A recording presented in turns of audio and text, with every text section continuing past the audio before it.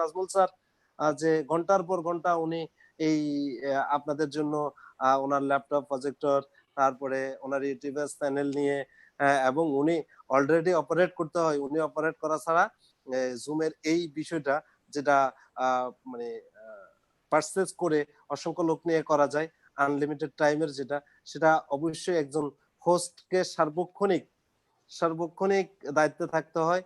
কারণ উনি না থাকলে, উনি যদি অপারেট না করেন, তাহলে এটা কোনোভাবেই কন্টিনিউ করা যাবে না। সেজন্য আমি আপনাদেরকে বলবো, দেখেন আমাদের একজন অফিসার স্যার আমাদেরকে সময় দিচ্ছেন, আমরা সেটাকে অবশ্যই সেভাবে গুরুত্ব দিয়ে দেখবো। সবুজ স্যার, কি শুরু করতে চাচ্ছেন?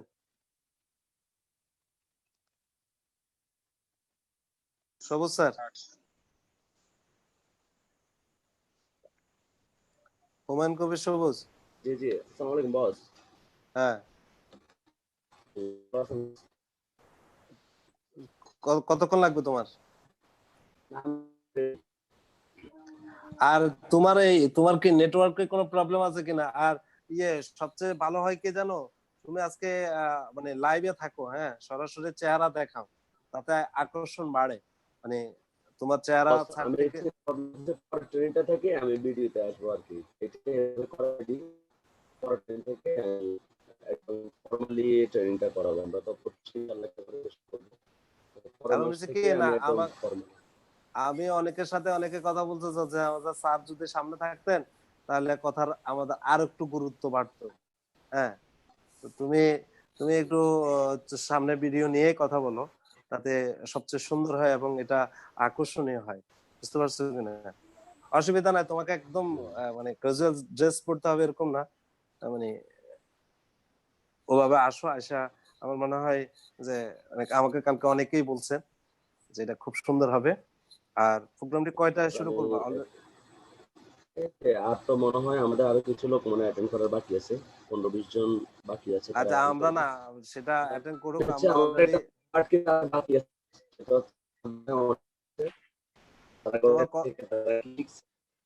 তোমার 10 মিনিট কিছু নাই লাগবে। সবুজ স্যার, তোমার বিষয়টা যে কালকে ট্রেন করা কি? হ্যাঁ, আমরা যাচ্ছি। সবুজ স্যার, আপনার মানে মেবি নেট কানেকশনে দুর্বলতা আছে, কারণ আপনার কথা যথেষ্ট ভেঙে ভেঙে আসছে।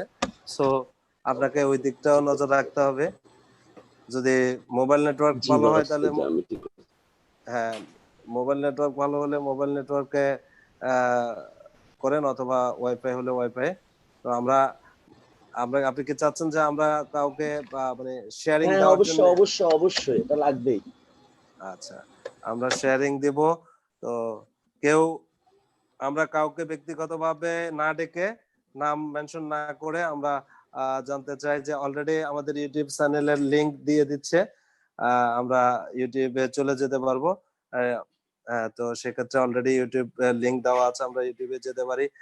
আমরা একটু জানতে চাই, কেউ যদি কথা বলতে চান, এই প্রোগ্রামটি, গতকালকের প্রোগ্রামে আপনি কি শিখলেন, কি জানলেন, তো সেই বিষয়ে আপনি কথা বলতে চাইলে আমরা আমরা আপনাকে সুযোগ দেব। আপনি ওই যে হাত উত্তোলন, যেটা হ্যান্ড রাইজ, সেটা করে আমাদেরকে জানাতে পারেন। উম্মি আক্তার, নাজমুল স্যারকে আমি অনুরোধ করব উম্মি আক্তারকে একটু কথা বলার সুযোগ করে দেওয়ার জন্য। জি বস, আসসালামু আলাইকুম। থ্যাংক ইউ সো মাচ আমাকে বলার সুযোগ করে দেওয়ার জন্য।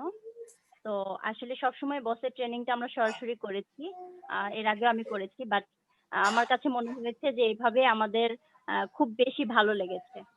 হ্যাঁ, তো সেদিক থেকে আমরা বেসিক লেভেল থেকে কালকে ফার্স্ট বস যে আমাদের কিছু দিক নির্দেশনা দিয়েছেন, সেটা হচ্ছে যে আমাদের লাইফটাকে চেঞ্জ করতে হলে ফার্স্ট হচ্ছে আমাদের কিছু নিজের মধ্যে কিছু ডেভেলপমেন্ট করতে হবে। যেমন হচ্ছে ডেভেলপমেন্ট করতে হবে আমাদের নলেজের, থিঙ্কিং এর, ওয়ার্ক স্কিলের, ইন্টিগ্রিটি, কনফিডেন্স এবং planning.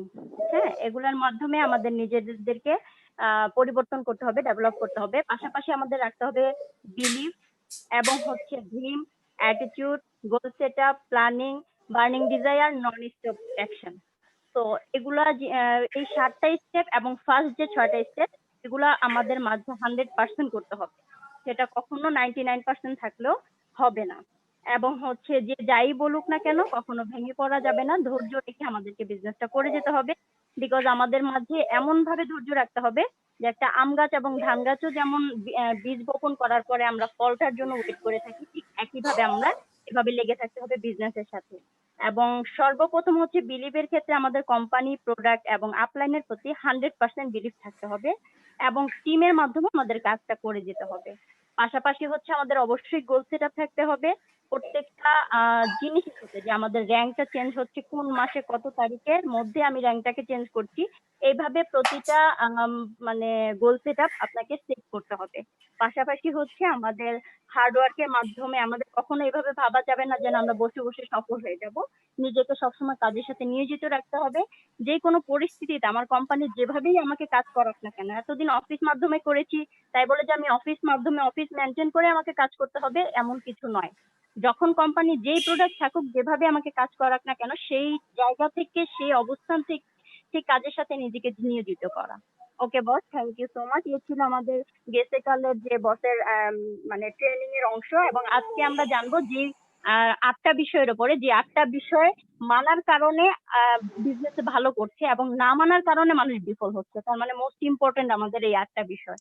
Thank you so much বস। আসসালামু আলাইকুম। জি, থ্যাংক ইউ উম্মি আক্তারকে। আমরা আর কেউ যদি শেয়ার করতে চান স্বপ্রণোদিত হয়ে, যে আপনি গতকালকের 2-2.5 ঘন্টার প্রোগ্রামে আপনি মূলত আপনার জীবনে বিজনেসের জন্য অথবা আপনার পার্সোনাল লাইফে আপনি কি শিখতে পেলেন, আমরা জাকির হোসাইনকে আমরা সুযোগ করে দেব। Zakir Hossain 6 star, Zakir Hossain. Nazmul sir.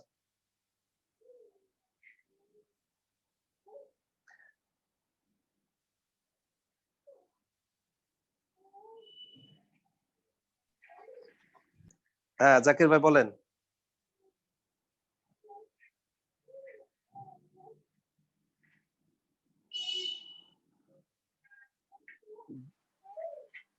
Nazmul sir, Zakir ভাইকে লাইন দেওয়া যাচ্ছে না।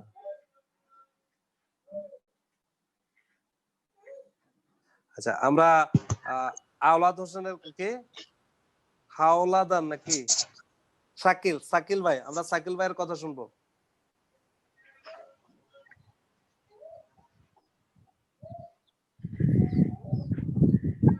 আসসালামু আলাইকুম বস।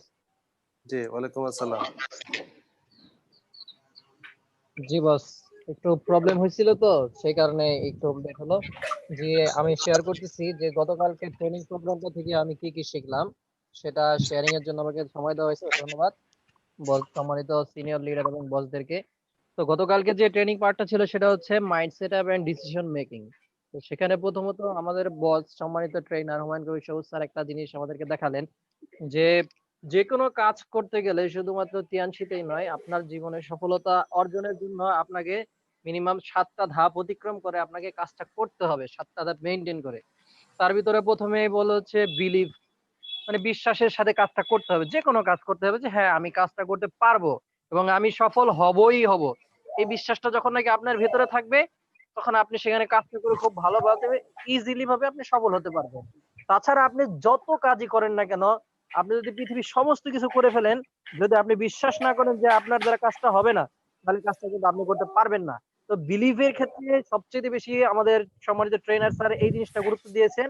এরপরে বলছেন যে ড্রিম, আমাদের স্বপ্ন দেখে কাজটা করতে হবে এবং সুন্দর একটা মানসিকতার সাথে অ্যাটিটিউড যেন ঠিক রাখে, এবং এটা হলো কাজটা এমন ভাবে করতে হবে সুন্দর ভাবে পরিকল্পনা করে, এবং সেই কাজটা যেন আমাদের একদম নিখুঁত হয়। তার জন্য আমাদের একজন আপলাইন বা একজন গুরু বা একজন মেন্টর বা টিচার যাই বলি তাকে ফলো করব, এবং একজন সঠিক একজন লিডারকে বাছাই করে তারপরে আমরা সেখানে কাজটা সুন্দরভাবে করব, এবং আমাদের কাজটা যেন হয় পরিকল্পিত, এবং কাজটা যেন হয় একদম নিখুঁত এবং নির্ভেজাল। আমার কাজের দ্বারা যেন কেউ কোনো উপকারিত না হলেও যেন কোনো ক্ষতি যেন কারো না হয়, এমন ভাবে আমাদের কাজটা করতে হবে। তারপরে যে জিনিসটা আমাদেরকে বললেন যে আপনার যদি জীবনে সফল হতে চান, সফল হওয়ার অন্যতম প্রধান উপায় হলো কাজটা আপনাকে নিজের কাজ নিজেই করতে হবে, আপনার কোনো আপলাইন বা ডাউনলাইন আপনাকে কাজটা করে দেবে না। সেটা হচ্ছে আমাদের তিয়ানশির ক্ষেত্রে। আর যদি অন্য ক্ষেত্রে যাই, তো জীবনে সফল হতে গেলে আপনার কাজটা আপনাকেই করতে হবে। সেখানে একটা স্লাইড স্যার আমাদেরকে দেখালেন যে জীবনে এগিয়ে যাওয়ার পথ নিজেকেই করে নিতে হয়, কেউ কারোর জন্য করে দেয় না। তো এই জিনিসটা খুব ভালো মতো শিখতে পারছি যে কাজটা আমাদেরকে খুব ভালো মতো করতে হবে, এবং কাজটা যেমন করার জন্য যে গুরুত্বপূর্ণ একটা জিনিস সেটা হচ্ছে আমরা একটা নির্দিষ্ট একটা ফিল্ড, অনেকের ভিতরে মেধা আছে বাট সেই মেধাটা সে কাজে লাগাতে পারতেছে না। অনেকের ভিতরে কাজ করার মানসিকতা আছে বাট মেধা তার নাই। আবারও অনেকের হলো সঠিক একটা প্লেস পাচ্ছে না। বাট আমরা এমন একটা কোম্পানি বা এমন একটা প্লেস আমরা পেয়েছি যে তিয়ানসি বাংলাদেশ কোম্পানি লিমিটেড বিগত 16 বছর যাবত বিজনেস করে যাচ্ছে এবং ওয়ার্ল্ডে 25 বছর শেষ। সেটা এত সুন্দর একটা প্ল্যাটফর্ম এবং সবচেয়ে ওয়ার্ল্ডের নাম্বার 1 টেকনোলজি নিয়ে বিজনেস করে যাচ্ছে হচ্ছে তিয়ানস গ্রুপ। সেখানে আমরা একটা প্ল্যাটফর্ম আমরা পেয়ে গেছি। আর সেই প্ল্যাটফর্মে কাজ করতে পেরে আমি খুবই কি বলবো, খুবই নিজেকে ভাগ্যবান মনে করতেছি। এবং তার সাথে যে একটা জিনিস দরকার সেটা হচ্ছে হেডলাইট বা আপনার হলো কোচিং স্টাফ। সেটা আমার বিজনেস মেন্টর, আমার বিজনেস গুরু সত্যম বর্মন স্যার আমার সবসময় আমাকে উনি হ্যান্ডেলিং করতেছেন। এবং আমার তার আপলাইন হচ্ছে আমার হুমায়ুন কবির সবুজ স্যার এবং তার আপলাইন হচ্ছেন আবজির মেন্টর শামসুদ্দিন সবুজ স্যার। এরা সবসময় অলরেডি আমাদেরকে খুব ভালোভাবে মনিটরিং করতেছে। যে আমি ইনশাআল্লাহ আশা রাখি যে যে ট্রেনিং গুলো বসে করাইতেছি এভাবে ফলো করতেছি, কাজ এখন একটু কম হচ্ছে বাট কাজটা আর একটু বাড়িয়ে দেবো এবং বাড়িয়ে দিয়ে ইনশাআল্লাহ ভালো ভালো কাজটা করে আমি আমার সফলতার চূড়ান্ত স্থানে এখান থেকে অনারি ডিরেক্টর লাইনটা ইনশাআল্লাহ পৌঁছে যাব। সবাই আমার জন্য দোয়া করবেন। আপনারা সবাই ভালো থাকবেন, সুস্থতার সাথে বিজনেস করবেন এবং সিকিউরিটি নিয়ে কাজ করবেন। সবাই আমার জন্য দোয়া করবেন। আসসালামু আলাইকুম। জি, ধন্যবাদ স্যারকে। আমরা আর কেউ স্বপ্রণোদিত ভাবে যদি শেয়ারিং করতে চান তাহলে আপনি হাত তুলতে পারেন। আমাদের আলম স্যারের টিমের একজন কথা বলতে চাচ্ছেন কিন্তু তাকে খুঁজে পাওয়া যাচ্ছে না। কি নামে আপনার সেটটা করা আছে সেটা আপনি এখানে আপনার এই যে আপনার যে নামটা দেওয়া আছে নামটা এখানে আসে না। আপনার নামটা ঠিক করে পাঠাতে পারলে আমরা, বা আপনি ওখানে হাত তোলেন, আপনার হাত তোলেন, হ্যান্ড রাইজিং এর একটা সিস্টেম আছে, ওখানে আপনার হাত তুললে মিস্টার সাকি কিছু বলতে চাচ্ছেন, হাত তুলেছেন মিস্টার সাকি। হ্যাঁ, মিস্টার সাকি বলেন।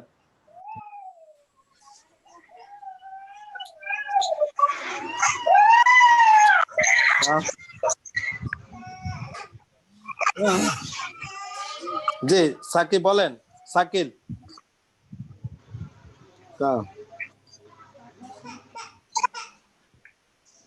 মিস্টার সাকিল বলেন।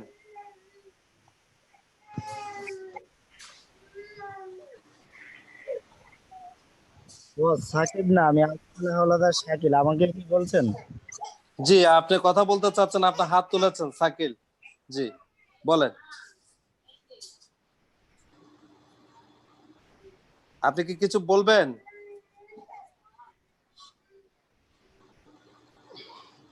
বস কাইন্ডলি 7 স্টারদেরকে নেন। আচ্ছা, 7 স্টারদেরকে নেব। স্টার আছে আমাদের। কেউ তো স্বপ্রণোদিত ভাবে কথা বলতে হবে, এভাবে তো মানে সোজা অনেকে তো এখানে র‍্যাঙ্ক দেয়। যে আমি একটা রিকোয়েস্ট করি, আমি আমাদের যত 7 স্টার আছে আমি দয়া করে সকল 7 স্টারদেরকে রিকোয়েস্ট করব, যেহেতু আপনারা 7 স্টার মানে আপনারা মোটামুটি একটা পজিশনে চলে আসছেন কোম্পানির, তো আপনাদেরকে যেন মানে রিকোয়েস্ট করে না আনতে হয়। আপনারা নিজ থেকেই সবাই বেশি না তো 1-2 মিনিট, যদি আপনি 7 স্টার হয়েছেন, আপনি যদি 1-2 মিনিট কথা বলতে না পারেন এখানে, তাহলে আপনি আপনারা তো বড় টিমকে লিড দিবেন কিভাবে? এটা তো প্র্যাকটিস করার জন্য আপনাদেরকে বলানো হচ্ছে। আপনি এখানে প্র্যাকটিসটা করেন না, তাহলে আপনার এখানে প্র্যাকটিস হয়ে গেলে আপনি এখানে শিখে ফেললেন, আপনাকে আপনার টিমের সামনে গিয়ে লজ্জা পাওয়া লাগলো না। তো আমরা এখানে আপনাদেরকে মূলত সুযোগটা দিলাম আপনাদের কথা বলাটা প্র্যাকটিস করার জন্য। শুধু শুনলে তো হবে না, ইনপুটের সাথে সাথে কিছু আউটপুট দিতে হবে, নাহলে তো আবার ইনপুটের গোডাউনটা আবার ফিল আপ হয়ে যাবে। আচ্ছা ঠিক আছে, 7 স্টার একটু কাইন্ডলি বলি, হ্যাঁ 1-2 মিনিট করে প্লিজ। জি, কেউ হাত না তুললে তাকে দেওয়ার কোনো সুযোগ নেই, হাত তুলতে হবে। আমরা আমাদের একজন নতুন এই প্রোগ্রামে একেবারে প্রথম আসছে 6 স্টার, আমরা আমিনুল ইসলামকে আমরা সুযোগটা দিতে যাচ্ছি। আমিনুল ইসলাম। জি আমিনুল ইসলাম বলেন, প্রোগ্রাম সম্পর্কে গত একদিনের আলোচনা আপনার কি জানলেন বুঝলেন একটু শেয়ার করেন।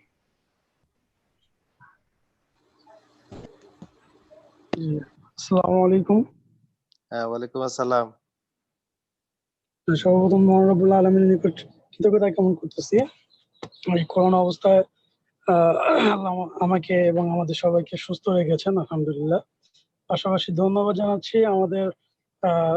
আমার বিশেষ করে অনেক ভালোবাসার আমার স্যার শামসুদ্দিন স্বপন বসকে এবং আমার সিনিয়র আপলান যারা আছেন সবাইকে আমি ধন্যবাদ জানাচ্ছি, আমার আলহামদুলিল্লাহ অবু স্যারকেও। তো বস, আমার শেয়ারিং এ আমি বলতে চাচ্ছি গতকালের ট্রেনিংটাতে আমি দুঃখিত, কারণ আমি শেষ পর্যন্ত থাকতে পারিনি। বিকাল আমার একটা ইমার্জেন্সি কাজের জন্য আমাকে লিভ করতে হয়। আসরের আগ পর্যন্ত আমি ছিলাম। তো ওইখান থেকে আমি যতটুকু শিখেছি, ইনশাল্লাহ কিছু নোট করেছি। আহ, তার মধ্যে থেকে কিছু নতুনত্ব আমার ভিতরে আসছে, যেটাকে আমি কাজে লাগিয়ে ইনশাল্লাহ আমি আমার টিমটাকে নিয়ে ভালো একটা কাজের উদ্দীপনা আমি ঝাঁপিয়ে পড়বো ইনশাল্লাহ। বিশেষ করে স্কিল ডেভেলপ বা চিন্তাধারা কাজের যে প্ল্যানিং গুলো, আহ, মোটামুটি সবকিছু। আর টোটাল ভিডিওটা যেহেতু ইউটিউবে আছে, তো এই সিস্টেমটা করার কারণে বসদেরকে বিশেষভাবে ধন্যবাদ জানাচ্ছি, নাজমুল হাসান স্যারকে। তো ওইখান থেকে আমি অলরেডি ডাউনলোড করেছি, আমি ওটা দেখে বাকি টোটাল গতকালের যে ট্রেনিংটা মিস করেছি ওটা সারমর্মটাই করে ইনশাল্লাহ আমি ওটা সকল কারো কাজগুলো আমি বাস্তবায়নের চেষ্টা করবো অবশ্যই। জি, জি স্যার, ধন্যবাদ ধন্যবাদ স্যার। আমাকে সময়।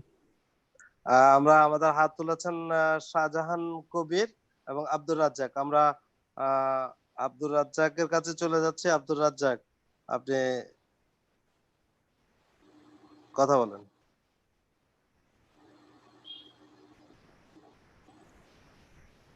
আব্দুর রাজ্জাক, আব্দুর রাজ্জাক, দুর্ভাগ্যজনক ভাবে আমরা আব্দুর রাজ্জাককে কানেক্ট করতে পারছি না।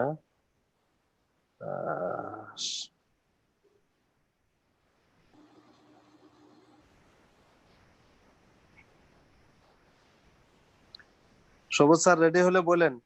জি আমি রেডি। তাহলে আমরা প্রোগ্রামে চলে যাই। জি ইনশাল্লাহ আজকে সৌভাগ্য যে আমাদের তো অনেক ভালো লাগার বিষয় যে অলরেডি 131 জন ইন করেছেন। আমি আবারও লিডারদেরকে রিকোয়েস্ট করব আমাদের স্যারের কাছে চলে যাওয়ার আগে যে কোনোভাবেই আমরা প্রোগ্রাম থেকে বারবার ইন আউট করব না। এটা অত্যন্ত গুরুত্বপূর্ণ বিষয়, এটা অত্যন্ত গুরুত্বপূর্ণ বিষয়, অত্যন্ত গুরুত্বপূর্ণ বিষয়। আমরা অবশ্যই মনোযোগ সহকারে একদম পুরো আমাদের ব্রেনটাকে খালি করে দিয়ে আমরা এটা শুনবো কিভাবে আমরা লোককে আমাদের দলে ইনভাইট করতে পারি, কিভাবে আমরা এই লোকগুলোকে আমার করে নিতে পারি, বা আমি একটা লোককে দাওয়াত দিলে সে কিভাবে আমার দাওয়াতটা গ্রহণ করবে, আমি কি রকম উপস্থাপনা করলে সে আমার দাওয়াত গ্রহণ করবে, এই বিষয়টির উপরে আমাদের স্যার কথা বলবেন। তো আমি স্যারকে সরাসরি রিকোয়েস্ট করবো যে স্যার আপনি আপনার প্রোগ্রামটি শুরু করেন। ইনশাল্লাহ আমরা সবাই প্রস্তুত আপনার প্রোগ্রামটি শোনার জন্য। Thank you boss. আসসালামু আলাইকুম। আশা করি আমরা সবাই খুব ভালো আছি। বিশেষ করে আপনারা সবাই জানেন যে আমরা এমন একটা সিস্টেমের সাথে সবাই সম্পৃক্ত আছি। আল্লাহর কাছে হাজার শুকরিয়া, লাখো কোটি শুকরিয়া আল্লাহর কাছে। আজকে এখানে সারা পৃথিবী মানে ফিউচার নিয়ে শঙ্কিত, তাদের ফিউচার কি হবে, তাদের ভবিষ্যৎ কি হবে, হ্যাঁ এটা নিয়ে সারা পৃথিবীর সবাই এখন শঙ্কিত। ইভেন আমি আপনাদেরকে কয়েকজনকে অলরেডি বলছি যে আমার এক কাজিন, তার নিজের রেস্টুরেন্ট বিজনেস আছে, সে আমাকে যেটা বললো যে তারা মানে সারা পৃথিবীর সকল ব্যবসায়ীদের অবস্থান হচ্ছে যে গত 3-4 মাসে তারা পুরোই মানে তাদের অ্যাডভার্টাইজিং, তাদের মার্কেট সবকিছু পুরাই নীল হয়ে গেছে। করোনার প্রবলেমটা যাওয়ার পর সবাইকে আবার নতুন করে আবার নামতে হবে, নতুন করে আবার বিজনেস শুরু করতে হবে, নতুন করে আবার ইনভেস্ট করতে হবে, নতুন করে আবার প্রস্তুতি নিতে হবে। এবং সেখানে এমন অবস্থা যে যারা 20 বছর ধরে বিজনেস করতেছে, 10 বছর ধরে, তাকেও পুনরায় আবার একটা বাজেট করে তাকে নামতে হবে, তার মার্কেট বা তার আবার পজিশনটা আবার ফিরিয়ে নিয়ে আসার জন্য। এবং সে আমাকে যেটা বললো যে অনেক কোম্পানি আছে যে করোনার এই প্রবলেমের আগে তার খুব ভালো মার্কেট ছিল, বাট এখন হয়তো বা সে মার্কেটে টিকতে পারবে কিনা এটা নিয়ে তার আবার সন্দেহ আছে।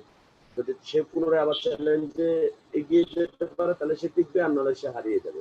ওকে, নতুন করে শুরু করতে হবে। এবং আগামী 1 বছর বলছে যারা নতুন করে আবার নামবে সবাইকে আগামী 1 বছর আবার পুনরায় আগের মার্কেটে ফিরে যেতে মিনিমাম 1 বছর থেকে 1.5 বছর লাগবে। কিন্তু আল্লাহর কাছে হাজার শুকরিয়া, লাখো কোটি শুকরিয়া যে আমরা এমন একটা সিস্টেমের সাথে সম্পৃক্ত হয়েছি, এমন একটা কোম্পানির সাথে আমরা কাজ করার সুযোগ পেয়েছি, যেখানে এই লকডাউনের মধ্যে আমাদের কিন্তু একদিনও আমাদের বিজনেস বন্ধ ছিল না আল্লাহর রহমতে। আমাদের 1 মিনিটও আমাদের বিজনেস বন্ধ ছিল না, আমাদের 1 সেকেন্ডও আমাদের বিজনেস বন্ধ ছিল না। এমন কোনো সপ্তাহ নাই, এমন কোনো মাস নাই যে আমাদের ক্লোজিং হয় নাই, আমাদের বোনাস হয় নাই, আমাদের ইনকাম হয় নাই। এর চেয়ে আর বড় আমরা যে সবসময় নেটওয়ার্ক মার্কেটিং এর বিউটি বলি, রয়্যালিটি ইনকাম, যে আপনি ঘরে বসলে একসময় আপনার ইনকাম আসবে, আপনি ঘর থেকে বেরোতে না পারলেও ইনকাম আসবে। এটা তো আর এক্সাম্পল, তার বড় এক্সাম্পল তো দেওয়ার কোনো প্রয়োজন নেই আমার মনে হয়।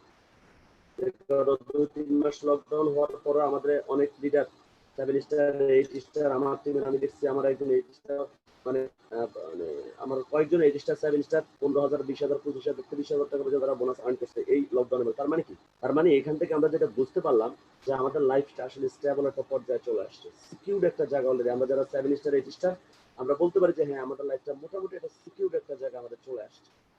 যে এখন 1 মাস 2 মাস যেখানে মানুষ কোটি টাকা 2 4 5 কোটি টাকা বিনিয়োগ করে বিজনেস করেও 5 বছর 7 বছর সেই স্ট্রাগল করে এসে আজকে সে শূন্য হয়ে গেল। অথচ আমরা আল্লাহর রহমতে এখানে যারা 7 স্টার 8 স্টার আছি আমরা 2 4 10 কোটি টাকা বিনিয়োগও করি নাই, হ্যাঁ, বা আমাদের ওরকম কোনো ঝুঁকিতেও না গিয়েই বরং আমাদের বিজনেসও কন্টিনিউ আছে, আমাদের ইনকামও কন্টিনিউ আছে। তার মানে এখান থেকে বোঝা যায় যে আমরা আমাদের জীবনে টিএনসিটা শুরু করার সময় যে সিদ্ধান্তটা নিয়েছি আমাদের সিদ্ধান্তটা কোনোভাবে রং ছিল না, বরং আমাদের সিদ্ধান্তটা 100% রাইট ছিল। যারা বলছে যে না তুমি ভুল সিদ্ধান্ত নিচ্ছ, এই লকডাউন বা এই করোনা এসে আমাদেরকে বুঝিয়ে দিয়ে গেল যে আসলে তারা যেটা বুঝছে ওইটাই ভুল ছিল। এবং আগে আমাদেরকে বলতো যে শুধু নেটওয়ার্ক মার্কেটিং করলে হয় না বা শুধু এই ধরনের কোম্পানিতে কাজ করলে হয় না, পাশাপাশি কিছু করো। কেন? বলে যে ওগুলো সিকিউর, হ্যাঁ, যে ওগুলো সিকিউর, তুমি পাশাপাশি একটা চাকরি করো, পাশাপাশি একটা ব্যবসা করো, ওগুলো সিকিউরিটি আছে। আবার টিএনসি বা নেটওয়ার্ক মার্কেটিং কোম্পানি এগুলো কোনো সিকিউরিটি নেই, এগুলো কোনো বিশ্বাস নেই। গত 3 মাসে আমরা কিন্তু প্রমাণ পেয়ে গেছি আসলে কোনটা সিকিউর, ওটা তাদের বোঝার ভুল। এটাই তো সফল এবং ব্যর্থ মানুষগুলোর পার্থক্য। আমি গতকালকে বললাম না, সফল মানুষগুলা সঠিক সময়ে সঠিক কাজটি সঠিকভাবে করে সফল মানুষগুলা, আর অসফল মানুষগুলা সবসময় ভুল পথে চলতে থাকে। ওকে, তা আমি আপনাদের সবাইকে সবসময় রিকোয়েস্ট করবো আল্লাহকে যখনই নামাজ পড়বেন আর সবাই 5 ওয়াক্ত নামাজ পড়বেন, পাশাপাশি আল্লাহকে রিকোয়েস্ট করবেন যে আল্লাহর কাছে চাইবেন সবসময় যে আল্লাহ তুমি আমাকে টিএনসির জন্য কবুল করে নাও এবং তুমি টিএনসিতে আমি যেন থাকতে পারি, আমি যেন কাজ করতে পারি, তুমি আমাকে সেই তৌফিক দান করো এবং শুকরিয়া আদায় করবে। তাহলে আল্লাহ খুশি হয় যে আল্লাহ তুমি আমাকে টিএনসির সাথে সম্পৃক্ত করে দিছো, তোমার কাছে লাখ কোটি শুকরিয়া। সবাই সবসময় শুকরিয়া আদায় করবে, যেটা আমি প্রতি মুহূর্তে করি, আমি প্রতিনিয়ত করি। বিশ্বাস করবেন না, আমি আজ থেকে 4-5 বছর আগেও আমি আজকে যে লাইফটা লিড করতেছি আমি ভাবিই নেই যে এরকম একটা লাইফে আমি আসতে পারবো, কারণ আমি একদম নিচে পড়ে গেছি।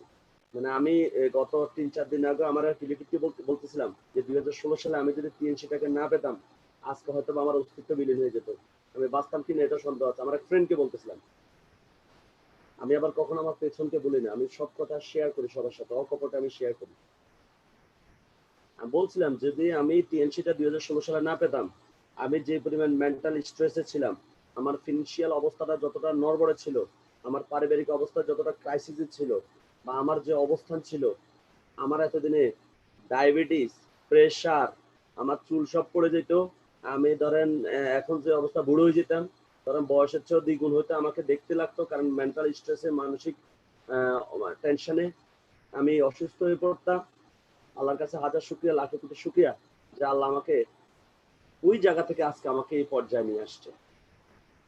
আমি বিশ্বাস করি যে আপনারা সবাই এই যে ট্রেনিং গুলো আমাদের হয়, এই ট্রেনিং গুলাকে শুধু যদি ভালো লাগার বিষয় মনে না করে, যদি এই ট্রেনিং গুলাকে নিজের মনের মধ্যে ধারণ করে, যদি এই ট্রেনিং গুলাকে মনে করেন যে এই কথাগুলাই আমার পথ চলার সাথী, এগুলা নিয়েই আমাকে আমার সফলতার ইতিহাস রচনা করতে হবে, যদি কথাগুলোকে নিজের মনে ধারণ করে নিতে পারেন, পাশাপাশি এটা যদি কর্মক্ষেত্রে আপনি যদি ইমপ্লিমেন্ট করতে পারেন, আমি বিশ্বাস করি ইনশাআল্লাহ আপনাদের সফলতা সুনিশ্চিত আল্লাহর রহমতে।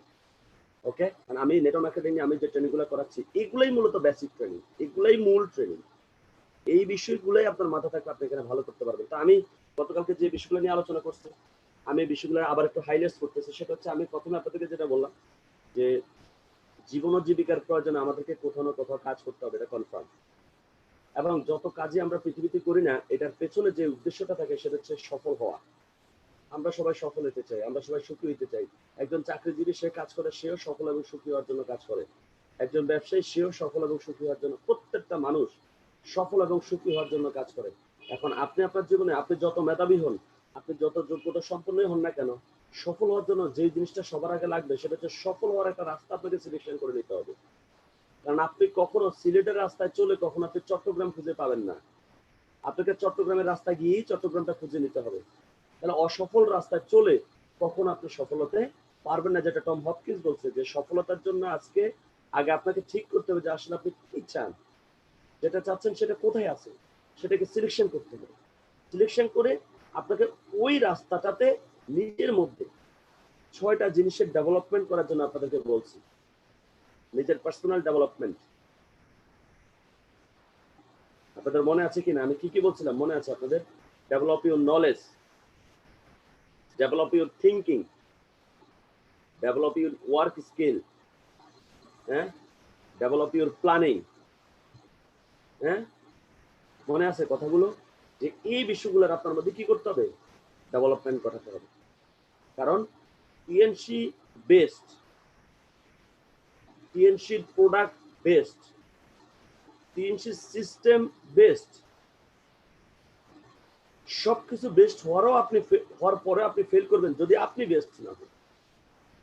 গাড়ি খুব ভালো গাড়ি, ধরেন মার্সিডিজ বেঞ্জ গাড়ি, গাড়ির ইঞ্জিনও খুব ভালো, গাড়ির টাঙ্কিও পুরা অকটেন দিয়ে ভরাট করা আছে, চাকাও ভালো, এভরিথিং ওকে, ব্রেকও আছে, সব ঠিক আছে, বাট ড্রাইভার ভালো না। বলেন তো গাড়িটা কি হবে?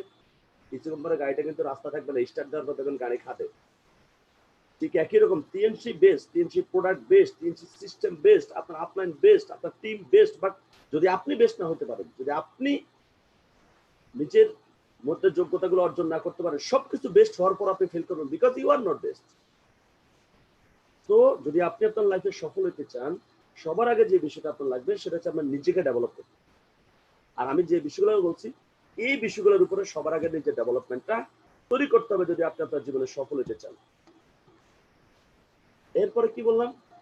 যে আপনাকে যখনই আপনি সফল হওয়ার জন্য একটা সিদ্ধান্ত নেবেন, যখনই আপনি কাজ করতে আসবেন, আমাদের সমাজে এক শ্রেণীর মানুষ আছে যারা কখনো কাউকে রাস্তা দেখায় না, কোন পথে চলতে হবে কখনো পথ দেখায় না, বাট যখন কেউ নিজ উদ্যোগে খুঁজে একটা পথ ধরে হাঁটতে থাকে তখন তারা তাকে সেই পথে বাধা প্রদান করে।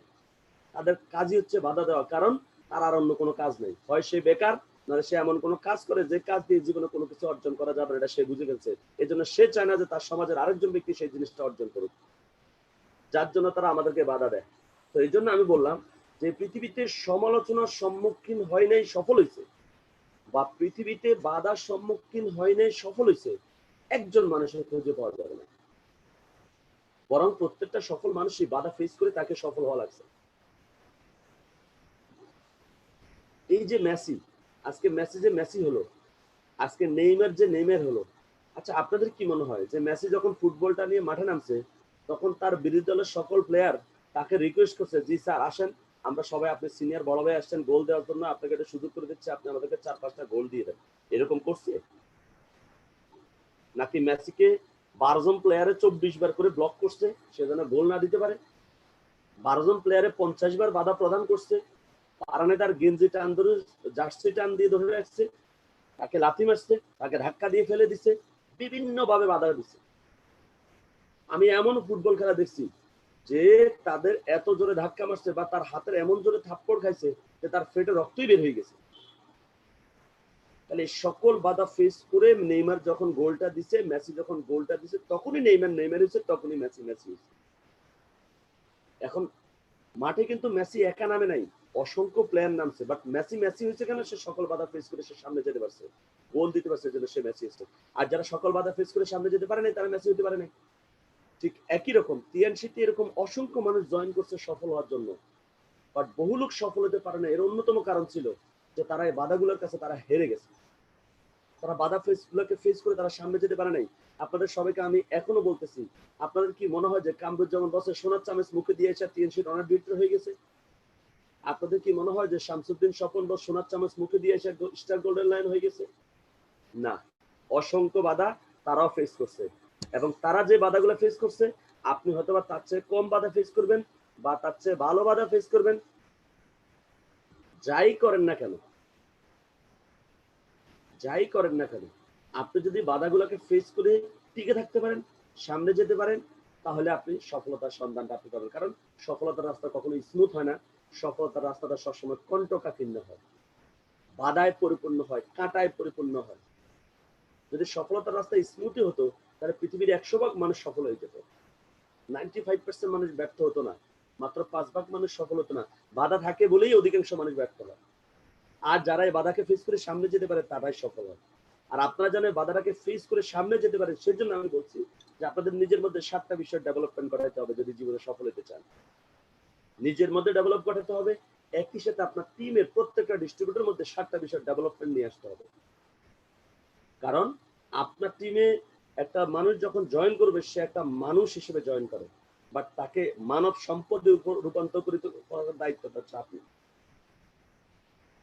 তাহলে 7টা বিষয় কি বলছি? 1 নাম্বার হচ্ছে বিলিভ, বিশ্বাস। 2 নাম্বার হচ্ছে ড্রিম, স্বপ্ন। এগুলো নিয়ে কালকে আমি বিস্তারিত কথা বলে গেছি, আমি এখন শুধু মনে করিয়ে দিচ্ছি।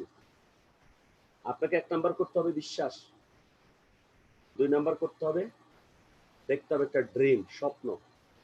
3 নাম্বার এই স্বপ্নের জায়গায় পৌঁছানোর জন্য আপনার একটা সঠিক অ্যাটিটিউড তৈরি করতে হবে। সফল মানুষগুলোর অ্যাটিটিউড আপনার মধ্যে নিয়ে আসতে হবে। কখনো মনের অজান্ত ভুল করে নেগেটিভ কথা মুখ দিয়ে বলতে পারবেন না। যেদিন আপনি নেগেটিভ কথা মুখ দিয়ে একবার বলে ফেলছেন, আপনাকে বুঝতে হবে যে আপনার জীবনটাকে আপনি ধ্বংসের দিকে নিয়ে চলে গেছেন। নাম্বার 3 কি বললাম? অ্যাটিটিউড, সঠিক একটা মানসিকতা, অলওয়েজ পজিটিভ থাকবেন। আমাকে একজনে বলতেছে, বস অলওয়েজ কি পজিটিভ থাকা সম্ভব? আমি কি আপনি চেষ্টা করলে সম্ভব, এটা একটা কঠিন কাজ, কিন্তু চেষ্টা করে করতে হবে। কোনোভাবেই মনের অজান্তে কখনো নেগেটিভ বলা যাবে না। এবং আপনারা যখন কেউ আমার সাথে নেগেটিভ বলেন, আমি কিন্তু সাথে সাথে কিন্তু আমি নোট ডাউন করে ফেলি। আজকে আমার এক ডিস্ট্রিবিউটর আমাকে মেসেঞ্জারে চ্যাট করছে, তার 2 জন 6 স্টার একটা কাজ এই কাজটা করতে পারবে না। শুনলে অবাক হবেন, কথাটা ছিল তার 2 জন 6 স্টার মাত্র $50 করে সেল করতে পারবে না। এটার মতো নেগেটিভ কথা পৃথিবীতে আরেকটা আছে বলেন তো? আপনি যদি তার ডাউনলাইন গুলোকে যদি বলেন, দেখবেন তারা বলবে যে হ্যাঁ বস অবশ্যই সেল করতে পারবে, কিন্তু সিনিয়র লিডারে বলে দিতে পারবে না। তার মানে কি নেগেটিভটা কিন্তু আমরা প্র্যাকটিস করে ফেলতেছি। তো আমি এই জন্য বলবো যে আপনি কখনো আপনার মুখ দিয়ে নেগেটিভ কথা বলবেন না, আপনি সবসময় বলবেন ইয়েস বল। এই yes yes yes yes yes এই কথাটা আপনারা মনে মনে এখন জিকিরের মতো করে প্র্যাকটিস করেন। কারণ ইয়েস শব্দটার অর্থ হচ্ছে ইউর এক্সপেক্টেড সাকসেস। একটা পজিটিভ মেন্টাল অ্যাটিটিউড আপনার মধ্যে তৈরি হবে। এরপরে কি বলছি? আপনার গোল সেট আপ, লক্ষ্য নির্ধারণ করতে হবে। স্বপ্ন দেখছেন আপনি বাড়ির মালিক হবেন, এখন একটা র্যাঙ্কে আপনি 6 স্টার হয়ে তার বাড়ির মালিক হতে পারবেন না। আপনাকে একটা র্যাঙ্ক টার্গেট করতে হবে যে আমি গোল লাইন হব, আমি ডিরেক্টর হব। কারণ ওই পজিশনে গেলে আপনার মধ্যে ওই পরিমাণ অর্থ আসবে, দেন আপনি বাড়ি গাড়ি যা দরকার আপনি সবকিছু করতে পারবেন। এবং গোল মানে কি? Dream plus date. আপনি কবে কোনটা নেবেন? আমরা অনেক সময় আছে আমরা আমাদের স্বপ্ন দেখি কিন্তু ডেট সেট করি না। এখন আপনি যখন কোন একটা স্বপ্ন দেখেন, এটা কিন্তু দরখাস্ত করে আল্লাহর কাছে পৌঁছায় যায়, বাট আপনি যখন ডেটটা দেন না, তখন আল্লাহ তো কনফিউজড হয়ে যায় যে আপনাকে কবে দিবে। ধরুন আপনি আপনার স্কুলের শিক্ষকের কাছে ছুটির জন্য দরখাস্ত লিখছেন যে স্যার আমার বোনের বিয়ে, আমার 3 দিনের ছুটি লাগবে, এই কথা বলে দরখাস্ত লিখছেন, কিন্তু কোন 3 দিন ছুটি দেন নাই, ডেটটা আপনি দেখেন নাই যে আপনার কোন 3 দিন ছুটি লাগবে। এখন আপনি ডেটটা লেখেন, স্যারে বলেন তো আপনাকে কোন 3 দিন ছুটি দিবে। তারা চিন্তা করবে ডিসেম্বরে বার্ষিক পরীক্ষার ফল তো একটা ছুটি আছে, তখন ওরা দিয়ে দিবেন। তাহলে আপনি তো আপনার সঠিক সময় সেটা পাবেন না। তাহলে যখন আপনারা কোনো একটা স্বপ্ন দেখবেন না, আল্লাহর কাছে কিছু চাইবেন, আপনারা অবশ্যই ডেট দিয়ে চাইবেন যে আমি অমুক সালের এত মাসে এটা আমাকে আমি অর্জন করব। তাহলে আল্লাহ ওই অনুযায়ী আপনার জন্য বরাদ্দ করবে, ওই অনুযায়ী আপনার কাজগুলো হবে। ওকে, এই জন্য গোল সেট করতে হবে। গোল সেট হচ্ছে ডেট দিয়ে আপনার টার্গেটটা আপনাকে নিতে হবে। এরপর হচ্ছে এখন গোল তো সেট করলেন, এবার করতে হবে কি পরিকল্পনা। কালকে আমি বলছি সমাজের 4 ধরনের মানুষ বসবাস করে, মনে আছে কিনা? যে এক শ্রেণীর মানুষ কোনো প্ল্যান করে না, শুধু কাজ করে, এরা কখনো গন্তব্যে যেতে পারে না। এক শ্রেণীর মানুষ বা গেলেও অনেক দেরিতে যায়। আর এক শ্রেণীর মানুষ তারা শুধু কাজ করে, কোনো প্ল্যান করে না। সরি, মানে প্ল্যান করে কোনো কাজ করে না। একটা হচ্ছে কাজ করে প্ল্যান করে না, আর একটা হচ্ছে প্ল্যান করে কোনো কাজ করে না। একটা হচ্ছে কাজও করে না প্ল্যানও করে না, এটা তো হচ্ছে পুরোটাই বাতিল। আর এক শ্রেণীর মানুষ তারা পরিকল্পনা করা, সেই পরিকল্পনা যে কাজ করে, এই জন্য তারা সফল হয়ে যায়। তো এখন আপনি একটা গোল সেট করছেন, এটা তার এমনি এমনি অর্জন হবে না, একটা পরিকল্পনা লাগবে কিভাবে এটা আপনি করবেন। হ্যাঁ, একটা পজিটিভ পরিকল্পনা লাগবে। এরপরে আপনার লাগবে প্ল্যানিং এর পর কি লাগবে? কি বলছি মনে আছে আপনাদের? নন স্টপ অ্যাকশন, কন্টিনিউ কাজটা করে যেতে হবে আপনাদেরকে। কাজ কখনো কম হবে, কখনো বেশি হবে, বাট সর্ব অবস্থায় আপনাকে অ্যাকশনে থাকতে হবে, because no action no result. শত পরিকল্পনা করলেও আপনি যদি অ্যাকশন না করেন, তাহলে কখনো আপনার কোনো রেজাল্ট আসবে না। এবং আরেকটা কথা আছে, কাজ করলে কাজ হবে। আপনি কাজ করেন, দেখবেন কাজ হবে। যারা বলছে করোনার ভিতরে কাজ হবে না তাদের হয় নাই, আর যারা বলছে কাজ হবে তাদের হয়েছে, কারণ ওরা কাজ করছে এই জন্য ওদের কাজ হয়েছে। আর আপনি হবে না বলে বসে রয়েছেন, আপনার কাজটা হয়নি। এই যে অ্যাটিটিউড দেখছেন, আবার সে আগের জায়গায় চলে আসলাম, যে অ্যাটিটিউড, আপনার দৃষ্টিভঙ্গি, আপনি কিভাবে বিষয়টাকে দেখতেছেন। কেউ করোনাটাকে নিচ্ছে সুযোগ হিসেবে, আমি তো এটাকে বিশাল সুযোগ হিসেবে নিচ্ছি। কেন জানেন? কারণ আমি মনে করি যে করোনার এই প্রবলেমটা আমাদের জন্য অনেক অপরচুনিটি তৈরি করে দিচ্ছে। হ্যাঁ, আপনাদের জন্য বেশি অপরচুনিটি তৈরি করে। আজকের ট্রেনটা আপনাদেরকে করা লাগতো মিনিমাম 500 টাকার টিকিট করে। এরপরে গাড়ি ভাড়া, যারা ঢাকার বাইরে আছেন, ঢাকা এসে গাড়ি ভাড়া দেওয়া লাগতো মিনিমাম 500 টাকা, 1000 টাকা। এরপর ঢাকা থেকে আপনাকে হোটেলে থেকে ট্রেনিং করা লাগতো। এরপরে আপনার খাওয়া খরচ সব মিলে আপনার 1,500 থেকে 2,000 টাকার ট্রেনিংটা বরাদ্দ করার জন্য করতেন। থাকতেন কষ্ট করে, হল রুমে ঠিক করে বসতে পারতেন না, ফ্লোরে বসতেন, গরমের মধ্যে, ঠান্ডার মধ্যে, কত ঝামেলা আপনাদেরকে হইতো। বাট এখন আপনি আপনার বেডরুমে শুয়ে শুয়ে ট্রেনিং করতেছেন। এর চেয়ে বেস্ট অপরচুনিটি, এর চেয়ে বেস্ট সুযোগ আপনার জীবনে আর আসবে কিনা আমার মনে হয় না। তো এটাকে আপনি যদি সঠিক দৃষ্টিভঙ্গি নিয়ে না দেখেন, তাহলে আপনি কিভাবে সফল হবেন? সিম্পল বিষয়টা আপনি সঠিকভাবে দেখতে পারতেছেন না। এরপরে আসেন আরো কত সুবিধা আপনারা বলি। অর্থ বাঁচাই দিলাম, কষ্ট বাঁচাই দিলাম। নাম্বার 3, আপনি সবসময় শুনতেন কার কথা? এখানে যারা পার্টিসিপেন্ট আছেন, প্রায় মনে হয় 150-র মতো পার্টিসিপেন্ট আছেন, এর মধ্যে 70-80 জন জীবনে আমার ট্রেনিং পাওয়ার কোনো সুযোগই ছিল না। কারণ আপনারা জানেন যে আমি অন্য কোনো টিমে আমি ট্রেনিং করাই না, আমি শুধু আমার টিমের ট্রেনিং গুলো করাই। তাহলে আপনারা তো আমার ট্রেনিং পাওয়ার কোনো অপশনই ছিল না। এরপরে ফখরুল হাসান স্যারের ট্রেনিং করার কোনো অপশন ছিল না আপনাদের, বছরে একটা পাইতেন আপনারা। এরপরে মাহবুবুর রহমান স্যারের ট্রেনিং বছরে একটা পেতেন। হ্যাঁ, শামসুদ্দিন স্বপন বসকে কয়দিন পর পর পেতেন আপনারা। কিন্তু অথচ এই করোনা এসে আমাদেরকে একদম ক্লোজ করে ফেলছে, একদম কাছাকাছি। সপ্তাহে একবার সিনিয়রদের সাথে আপনার কথা হচ্ছে, শুনতেছেন তাদের কথা। হ্যাঁ, তাহলে সিনিয়র এবং আমাদের, এখন সিনিয়র কেন বলা হয় জানেন? তার কাছে এই বিজনেস একটু এক্সট্রা মেধা আছে, যেটা আমার আপনার মধ্যে এখনো নেই। তো তারা যখন আমাদের সাথে সেই বিষয়গুলো শেয়ার করবে, এটাতে আমরা আরো সমৃদ্ধশালী, ওই যে বলবো নিজেকে ডেভেলপ করতে হবে বলছি না, তাদের কথাগুলো শুনে আমরা আরো বেশি নিজেকে ডেভেলপ করতে পারবো। এরপর আসছেন, এটা বললাম যে আমাদের সুবিধাগুলো। আরো একটা বড় সুবিধা বলি, আপনি আপনার একটা গেস্টকে সারা জীবন আপনি প্ল্যান দেখাইতেন। আপনি চাইলেও আমাকে ময়মনসিংহ যাইয়া প্রতি মাসে মাসে প্রতি সপ্তাহে ওপিবি করানোর কোনো অপশন নাই। আপনি চাইলেও বাংলাদেশের যে কোনো প্রান্তে আমাকে ওপিবি করাইতে পারতেন না। বাট এখন আপনার গেস্টটাকে সরাসরি আমি ওপিবি করে দিচ্ছি। হ্যাঁ, এর চেয়েও আর কি সুবিধা আপনি চাচ্ছেন বলেন? আমি তো মনে করি যে ব্যবসাটার জন্য আগে আপনাদেরকে ব্যবসার কাছে আসা লাগতো, আর এখন ব্যবসা আপনার কাছে চলে গেছে।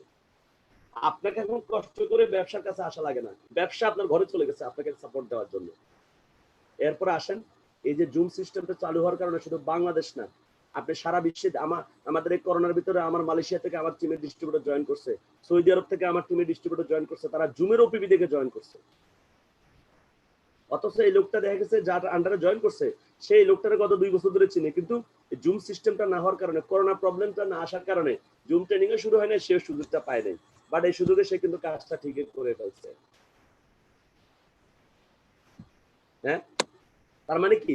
বিশাল অপরচুনিটি। এখন দৃষ্টিভঙ্গি, আপনি কোন দৃষ্টিতে দেখেন। আপনি যদি বিষয়টাকে পজিটিভলি দেখেন, তাহলে আপনি এটার ভালো রেজাল্ট পাবেন। আপনি যদি নেগেটিভলি দেখেন, তাহলে আপনি খারাপ রেজাল্ট পাবেন। আমার প্রশ্ন হচ্ছে ভাই, একটা বিষয়কে নেগেটিভ দেখে কোনো লাভ আছে বলেন? আমি আমার জীবনে সবসময় এটা মনে করি, যেমন আমাকে যখন জুমের কথা বসে বলছে, আমি চিন্তা করলাম তো এটা নিয়ে নেগেটিভ চিন্তা করলে আমার কি কি লাভ হবে। আমি দেখছি কোনো লাভ নেই, তো আমাকে এটা করবো কেন? কিন্তু পজিটিভ চিন্তা করলে কিছু একটা হওয়ার সম্ভাবনা আছে। তাহলে আমি সম্ভাবনাটা রাস্তার জন্য আমি চলি। আমাদের দৃষ্টিভঙ্গি এবং কাজটা সর্ব অবস্থা আপনাকে পজিটিভ থাকতে হবে। আমাদের মধ্যে একটা অ্যাটিটিউড হচ্ছে, যখন আমাদের বিজনেসটা কম হয় আমরা তখন কাজ কম করি, যখন বিজনেসটা ভালো হয় তখন আমরা কাজ সিরিয়াসলি করি। আচ্ছা, আপনার শরীরে যখন জ্বর সর্দি কাশি হয়, আপনি অসুস্থ হন, তখন শরীরের বেশি যত্ন নেন, নাকি যখন আপনি সুস্থ থাকেন তখন বেশি যত্ন নেন? অবশ্যই অসুস্থ হলে আপনি বেশি যত্ন নেন। তাহলে যখন আপনার বিজনেস অসুস্থ হয়, তখন আপনি কেন যত্ন কমাই দিচ্ছেন? বরং তখন তো আপনার যত্ন আরো বেশি নেওয়া দরকার, তখন আপনার আরো বেশি সিরিয়াস হওয়া দরকার, আরো বেশি প্রস্তুতি নেওয়া দরকার। তো কাজ করার ক্ষেত্রে আমরা এই কথাগুলো মনে রাখবো। তো আমরা যখন কাজ করবো, আরো কিছু বিষয় আমাদের মাথা থাকতে হবে। মনে রাখবেন, টিএনসিতে যতগুলো মানুষ ফেল করছে, 90% মানুষ ফেল করার পেছনে অন্যতম কারণ ছিল তারা মনে করছে টিএনসির কাজটা হচ্ছে পণ্য বিক্রি করা, প্রোডাক্ট সেল করা হচ্ছে টিএনসির কাজ। হকারি, সেলসম্যান, ফেরিওয়ালার মতো তারা কাজ করছে, প্রোডাক্ট সেল। টিএনস বিজনেস কোম্পানির টার্গেট প্রোডাক্ট সেল করা, বাট এজ এ ডিস্ট্রিবিউটর হিসেবে যদি আমরা কেউ টার্গেট করি যে আমার কাজও প্রোডাক্ট সেল করা, তাহলে আপনি ভুল করবেন। আপনার সফলতা অনেক দেরিতে আসবে, এবং যত দেরিতে আসবে অতটা ধৈর্য আপনার নাই, এটাও শিওর, ততদিন আপনি টিকবেন না। এটার ইতিহাস হচ্ছে পূর্বে এরকম যারা এগুলো করছে তারা টিকে না, তারা হারিয়ে গেছে। তো আপনি করলে আপনি হারিয়ে যাবেন। তো আমাদের প্রতি, আপনাদের সকল প্রতি একটা রিকোয়েস্ট থাকবে যে আপনারা দয়া করে প্রোডাক্ট সেলিং নিয়ে মাথা না ঘামিয়ে আমাদের বিজনেসের মূল যে থিমটা সেটা হচ্ছে বিজনেস সিস্টেম চালু করা। মনে রাখবেন, যারা সেলসম্যান, হকার, ফেরিওয়ালা, এরা কখনো ধনী হতে পারে নাই। তাহলে কারা ধনী হয়? বিজনেসম্যানরা ধনী হয়। আর বিজনেসম্যানরা কখনো পণ্য সেলস করে না, তারা হচ্ছে পণ্য বিক্রির সিস্টেম চালু করে। তো তাদের সিস্টেম, ট্রেডিশনাল সিস্টেম, একটা স্টাইলে তাদের সিস্টেম, সেটা তারা সেলসম্যান নিয়োগ করে, মার্কেট তৈরি করে। আর আমাদের তো হচ্ছে আলাদা একটা সিস্টেম, সেটা হচ্ছে man to man marketing. I mean you need a network. আপনাকে একটা নেটওয়ার্ক বিল্ড আপ করতে হবে, একটা নেটওয়ার্ক আপনাকে তৈরি করতে হবে, এবং নেটওয়ার্ক সবাই তৈরি করতে পারে। দেখেন টিএনসিতে নেটওয়ার্ক সবাই জয়েন করে। আপনি এখানে টিএনসিতে, আমরা এখানে 134 জন যারা আসি বা 40 জন, একজনও নাই যে আপনি গত 3 মাস ট্রাই করে একজনকে জয়েন করাইতে পারেন না। এটা কারো পক্ষে হয় না, বরং টিএনসিতে 2-4-5 জন লোককে ইনভাইট করলে 1-2 জন লোক জয়েন করে ফেলে। এখন যখন আপনার টিমে কেউ জয়েন করে, তার মানে কিন্তু আপনার নেটওয়ার্ক তৈরি হয় নাই, কেবল আপনি বীজ বপন করছেন। এখন এটাকে সুশিক্ষিত বানাইতে হবে, প্রশিক্ষণ দিয়ে একে এক্সপার্ট করতে হবে। ওকে দক্ষ আকারে যখন তৈরি করবেন, তখনই কেবল আপনি বলতে পারেন যে আমার একটা নেটওয়ার্ক তৈরি হয়েছে। আর আপনি যদি স্ট্রং একটা নেটওয়ার্ক তৈরি করতে চান, তাহলে আপনার মধ্যে এই 8টা বিষয়ের ডেভেলপমেন্ট নিয়ে আসতে হবে। 8 step for success in this business. Network marketing ব্যবসায় সফল হওয়ার 8টা ধাপ। পৃথিবীতে যারা নেটওয়ার্ক মার্কেটিং এ সফল হয়েছে, তারাই 8টা ধাপ ফলো করার কারণে সফল হয়েছে। আর যারা ফেল করছে, তারাই 8টা ধাপ না মানার কারণে তারা ফেল করছে। আপনারা কাইন্ডলি 8টা ধাপ দয়া করে নোট ডাউন করে রাখবেন, এবং আগের যে 7টা ধাপ বলছে 7টা ধাপও নোট ডাউন করে রাখবেন। বিকজ অফ আপনি ট্রেনিংটা, আমরা প্রত্যেককে কিন্তু ট্রেনার হইতে হবে। আপনি সারা জীবন আমাকে ট্রেনার হিসেবে পাবেন না, কিন্তু কথাগুলো আপনি এমন ভাবে নিজের মধ্যে রাখবেন যেন আপনাকে আবার এই কথাটা, কারণ এটা হচ্ছে ডুপ্লিকেশন বিজনেস, কপি বিজনেস। আপনি যা শিখবেন সেটাকে কপি করতে হবে, আর আপনার নিচের লেয়ার এগুলো আবার কপি করতে হবে। আপনি শুধু নেটওয়ার্ক মার্কেটিং ব্যবসা শুধু যদি আপনি নিজের জন্য কোনো বিদ্যা শিখেন, তাহলে হবে না। আপনাকে নিজের জন্য শিখতে হবে, একই সাথে এটা কপি করার সেই প্রস্তুতি আপনার মধ্যে থাকতে হবে, কারণ এটা হচ্ছে একটা ডুপ্লিকেশন বিজনেস। যত বেশি ডুপ্লিকেশন তৈরি করতে পারবেন আপনি, এখানে তত বড় সফল হতে পারবেন। তো আসেন আমরা এই 8টা ধাপ সবাই নিজেও ফলো করব, পাশাপাশি আমাদের টিমে ফলো করবো। আসেন 8টা ধাপের মধ্যে 1 নম্বর ধাপ কি? ট্রেনিং, প্রশিক্ষণ। গাড়ি মানে তেল ছাড়া যেমন গাড়ি চলে না, কারেন্ট ছাড়া যেমন লাইট চলে না, ঠিক তেমনি ট্রেনিং ছাড়া নেটওয়ার্ক মার্কেটিং চলে না। তো আপনি যদি আপনার জীবনে বিজনেস করতে আজ থেকে সফল হতে চান, আপনাকে অনেক বেশি ট্রেনিং করতে হবে। যদি বলেন কয়টা ট্রেনিং করতে হবে? অগণিত। যদি বলেন এই ট্রেনিং কবে শেষ হবে, তাহলে আপনি ধর্মে ফিরে যান। আমাদের ধর্মে বলছে দোলনা থেকে কবর পর্যন্ত শেখার কোনো শেষ নেই। তাহলে আপনাকে মাথা রাখতে হবে ট্রেনিংটা কবর পর্যন্ত শিখতে হবে, মৃত্যুর আগ মুহূর্ত পর্যন্ত আপনাকে ট্রেনিং করতে হবে। যারা 3 স্টার, 4 স্টার, 5 স্টার, 6 স্টার, সবাইকে ট্রেনিং করতে হবে। তার মানে কি 7 স্টারকে ট্রেনিং করা লাগবে না? 100%। 8 star 100%, bronze lion 100%, silver lion, gold lion, all distributor. একজন গোল্ড লায়ন একজন ডিস্ট্রিবিউটর, একজন সিলভার লায়ন একজন ডিস্ট্রিবিউটর, একজন ব্রোঞ্জ লায়ন একজন 8 স্টার, সবাইকে ট্রেনিং করতে হবে। কারণ ধর্মে বলছে দোলনা থেকে কবর পর্যন্ত শেখার কোনো শেষ নেই। এখন যখন একজন লিডার, একজন ডিস্ট্রিবিউটর 7 স্টার 8 স্টার হওয়ার পর, ব্রোঞ্জ লায়ন হওয়ার পর, যখন সে আর ট্রেনিং মুখী হয় না, আসলে ট্রেনিংটা তো হচ্ছে একটা ফুয়েল, ট্রেনিংটা হচ্ছে চার্জ। একটা মোবাইল ফোন দেখবেন আপনি ব্যবহার করতে করতে একসময় তাকে চার্জ দেওয়া লাগে, চার্জ না দিলে ফোনটা বন্ধ হয়ে যায়। একটা গাড়ি যেরকম একটা সময় চলার পর তাকে পেট্রোল পাম্পে যাওয়া লাগে, ঠিক তেমনি আপনি যদি নিজেকে ধরেন যে আপনি একটা ইঞ্জিন বা আপনি একটা পরিবহন বা আপনি একটা মোবাইল ফোন, তাহলে ট্রেনিংটা হচ্ছে আপনার জন্য চার্জ। আপনাকে চার্জ নিতে হবে। যদি বলেন আমি তো এইট হয়ে গেছি, আমাকে চার্জ লাগবে, আপনার আরো বেশি লাগবে। কেন? কারণ আপনি অনেক বড় একটা টিমের দায়িত্ব নিয়ে কাজ করেন। যে 3 স্টার, তার টিমে লোকজন নাই, তার ট্রেনিং কম করলেও চলে। সে যদি অ্যাক্সিডেন্ট করে, সে অনলি সিঙ্গেল অ্যাক্সিডেন্ট করবে। কিন্তু আপনি যখন 8 স্টার হয়ে গেলেন, ব্রোস্টাইন হয়ে গেলেন, তখন আপনি যদি অ্যাক্সিডেন্ট করেন, অসংখ্য লোক আপনার সাথে অ্যাক্সিডেন্ট করবেন। আপনার গাড়িতে আপনি একা না, আপনার গাড়িতে আরো অসংখ্য লোক আছে। তো সেই জন্য যখন 8 হবেন, ব্রোস্টাইন আপনার ট্রেনিং আরো বেশি করতে হবে। না করলে কি হয় আসলে? না করলে একসময় দেখা যায় তার গাড়ির তেল শেষ হয়ে যায়। আপনি 8 স্টার হলেন, ব্রোস্টাইন হলেন, আপনি ট্রেনিং করলেন না, আপনার গাড়ির তেল শেষ হয়ে যাবে, চার্জ শেষ হয়ে যাবে। এখন একটা গাড়ির যখন তেল শেষ হয়ে যায়, তখন রাস্তায় একটা গাড়ি, আপনাদের একটা মোটর বাইক, অনেকে মোটর বাইক চালান, রাস্তা আপনার মোটর বাইকের তেল শেষ হয়ে গেছে, আপনি কি করবেন?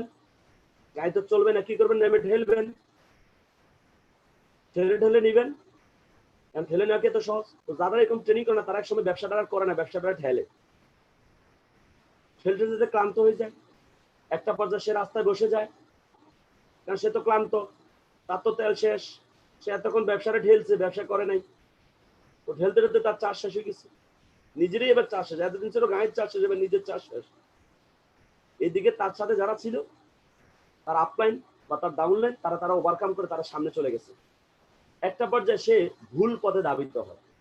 ধরেন তার টিম সহ টার্গেট নিয়েছে চিটং যাবে, বাট কাজপুর গিয়ে সে সিলেটের উদ্দেশ্যে রওনা দিচ্ছে। এখন যতই সে সিলেটের দিকে যাচ্ছে, ওরা তো চট্টগ্রামের দিকে যাচ্ছে, তাহলে দুজনের মধ্যে কি তৈরি হচ্ছে? দূরত্ব তৈরি হচ্ছে। দূরত্ব তৈরি হতে তো একসময় কি হয়? দুজনের মধ্যে কন্ট্রাডিকশন তৈরি হয়, মত পার্থক্য তৈরি হয়। একজনে বলতেছে আমি তো দেখতেছি তাল গাছ, সে বলতেছে কই, আমার এই রাস্তাতে কোন তাল গাছ নেই, এই রাস্তা তো সব হয়েছে করই গাছ। দেখছেন এই যে মতপার্থক্য, দুজন তো দুই রাস্তায় গেছে, যার জন্য দুজনের মতক্য তৈরি হচ্ছে। বিশ্বাস করেন, আমি খেয়াল করে দেখছি, আমাদের যখন কোনোটা 6 স্টার ট্রেনিং করে, 5 স্টার ট্রেনিং করে, তারা ট্রেনিং করে যখন 7 8 এর কাছে যায়, দেখে 7 স্টার যে কথাগুলো বলে, এই কথার সাথে ট্রেনিং এর কথার কোনো মিল নেই। ব্রোস্টাইন যে কথা বলতেছে, কথার সাথে ট্রেনিং এর তখনই কন্ট্রাডিকশন তৈরি, কারণ দুজন তো দুই পথে চলে গেছে, একজন সিটিএমের রাস্তা চলে গেছে, একজন সিলেটের রাস্তা চলে গেছে। তখনই কন্ট্রাডিকশন তৈরি হয়, দুজনের মধ্যে মতপার্থক্য তৈরি হয়, তখনই দুজনের মধ্যে সম্পর্ক নষ্ট হয়। ফাইনালি যে কোনো একজন হারিয়ে যায়, আর একজন টিকলে টিকলে, আপনি জানেন একজন হারালে আরেকজনকে থাকবে কিভাবে। তো এই জন্য আমি রিকোয়েস্ট করবো সবাইকে, বিশেষ করে আমি, এটা আমার মনের মধ্যে একটা দুঃখ বা মনের মধ্যে একটা আক্ষেপ, যে টিএনসিতে যে 8 star, bronze lion, silver lion, gold lion, 7 star এ হওয়ার পর কেন জানি সবার মধ্যে ট্রেনিং করে একটা টেন্ডেন্সিটা কমে আসে। এটা হচ্ছে বিজনেসটা ছোট হওয়ার, বিজনেসটা কম হওয়ার জন্য সবচেয়ে বড় একটা কারণ। তো আমরা সবাই যে পদে থাকি না কেন, আপনি হতে পারেন ব্রোঞ্জ লায়ন, আপনি হতে পারেন 8 স্টার, আমি ব্রোঞ্জ লায়ন, এখন আমি যদি বলি যে আমি সব জানতে হয়ে গেছি, আমার ট্রেনিং করা লাগবে না, তাহলে তো রং। এই আমাকে শেষ করার জন্য এই অ্যাটিটিউডটাই যথেষ্ট। আমি টেনে টেনে একটু বেশি কথা এই জন্য বললাম ভাই, যে আমরা এই ছোট্ট একটা ভুলের কারণে, এই ছোট্ট একটা রং অ্যাটিটিউড, এটা একটা নেগেটিভ অ্যাটিটিউড, কিন্তু এটা কিন্তু একটা রং অ্যাটিটিউড। এই ছোট্ট একটা রং অ্যাটিটিউডের কারণে আমরা অনেকেই একসময় অনেক ভালো বিজনেস করার পরও আমরা একসময় এসে লাইনচ্যুত হয়ে যাই। আবার অনেক 5 স্টার, 6 স্টার, 7 স্টার আমাদের চেয়ে অনেক ভালো বিজনেস করে সে উঠে যাচ্ছে, কারণ সে ট্রেনিং করতেছে, আপনি তো বন্ধ করতেছেন, আপনার ট্রেনিং এর দরকার না, আপনি এখন ট্রেনার হয়ে গেছেন, আপনি ট্রেনিং করাইবেন, আপনি করবেন না।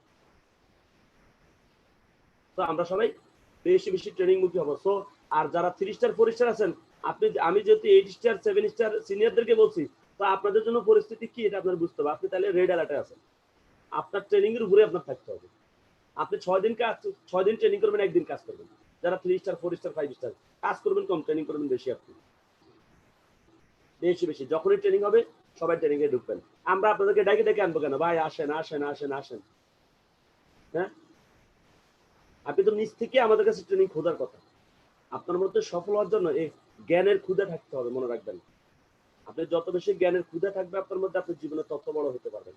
আপনার মধ্যে শেখার একটা মানসিকতা থাকতে হবে, যে আমি শিখবো। আরে ভাই, করার জন্য সারাটা জীবন পড়ে আছে।